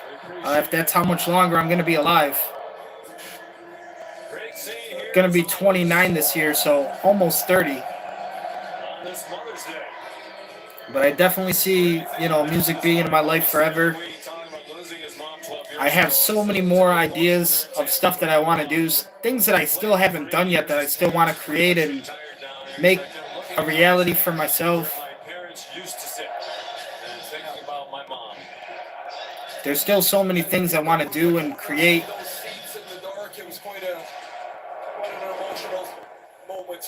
The Sabres do win the face-off in the Canadian zone. But right now, ladies and gentlemen, only 5 minutes left in the third. Good pass between the legs there from the Sabres. Puck sent down the ice. It's a race for it. Canadians get there first, and it is...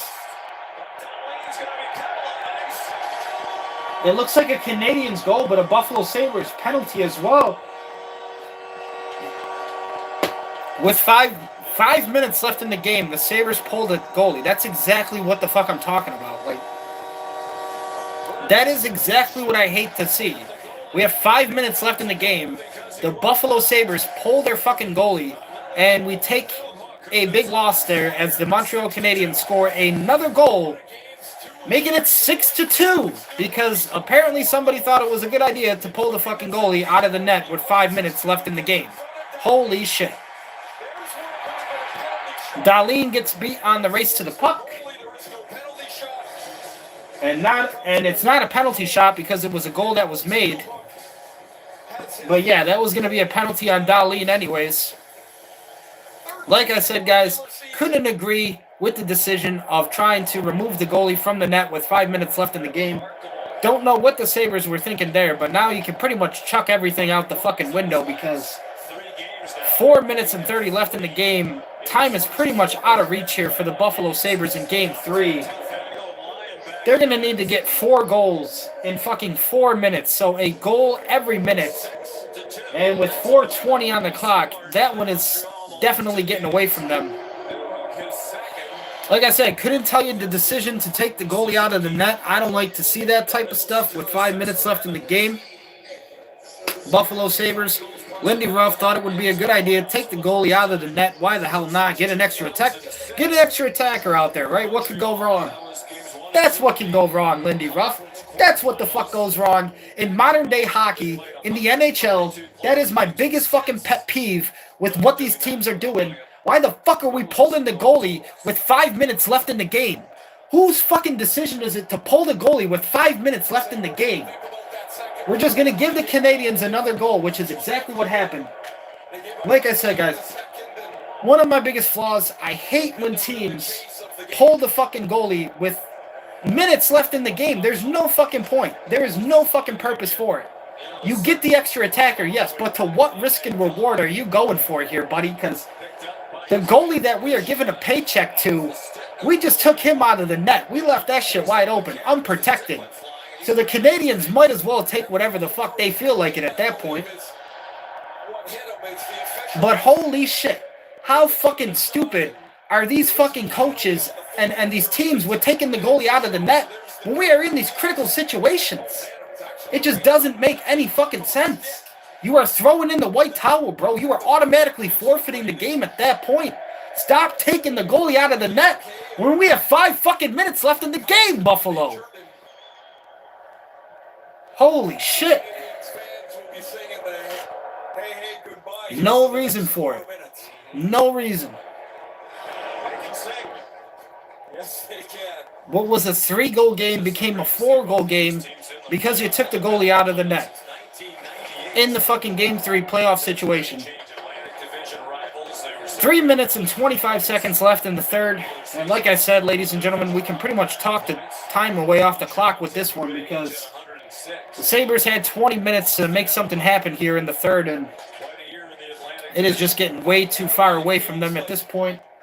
But you know we will still be here for the boys all the way until the end. Nothing like that, but it is unfortunate to see, like I said, just the automatic forfeit like that. At least that's what I call it. When teams take their goalie out of the net with just minutes remaining in the game, you pretty much automatically forfeit. You have thrown in the white towel at that point. I really wish teams would stop doing that. We got some fists flying out. We do got some hands going between the boys. Some hands getting dirty down there on the ice now. Oh, and some 2-on-1 situations from the Sabres. Taking some shots at the Canadian, and we just got a line scrum going out. Everybody taking some shots at each other. Everybody on the ice, just find your man and square up with them. Gooley and Benson were going at it. And they're still exchanging some words with each other as the referee trying to separate them, get in between them boys. Benson and Gooley do not like each other at all.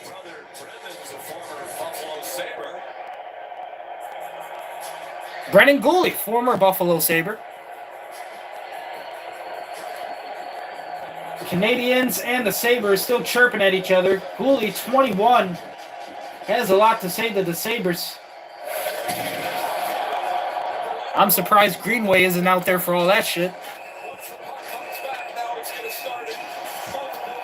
Well, like I said, boys, multiple mini scrums right there. It's heated out there on the ice. Kirby Dach gets a good shot on Stanley.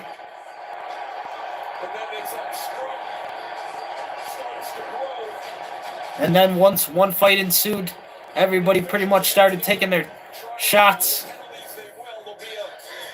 Taking a chance to throw their hands on the ice. Why not? Only a couple minutes left. The boys are going home anyway. Might as well, right? 2 minutes and 47 seconds left in the third. Looks like both teams obviously going to take some losses there. Might be 4-on-4 coming up. That doesn't happen for 2 more days.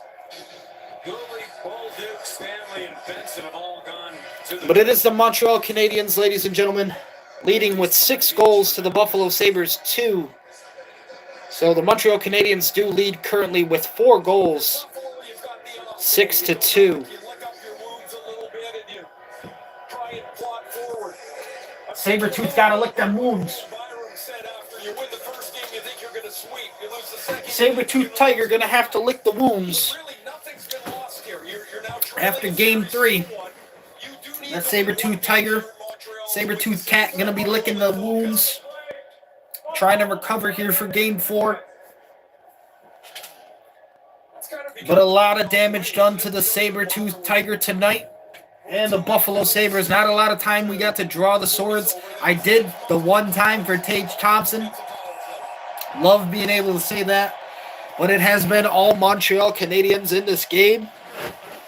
We tried to change up the scenery. It's Sunday, so I went with the red lights because of my OCD and how I translate everything to being a pro wrestler. And since it's Sunday, we got to go with the red lights. Maybe bring in some new luck. Some kind of change up the feng shui, you know, the feng shui. Little feng shui. Apparently that was not the problem. It seems like a lot of the problem is just going to come down to a lot of the Sabres defense and not being able to protect the net when they need to.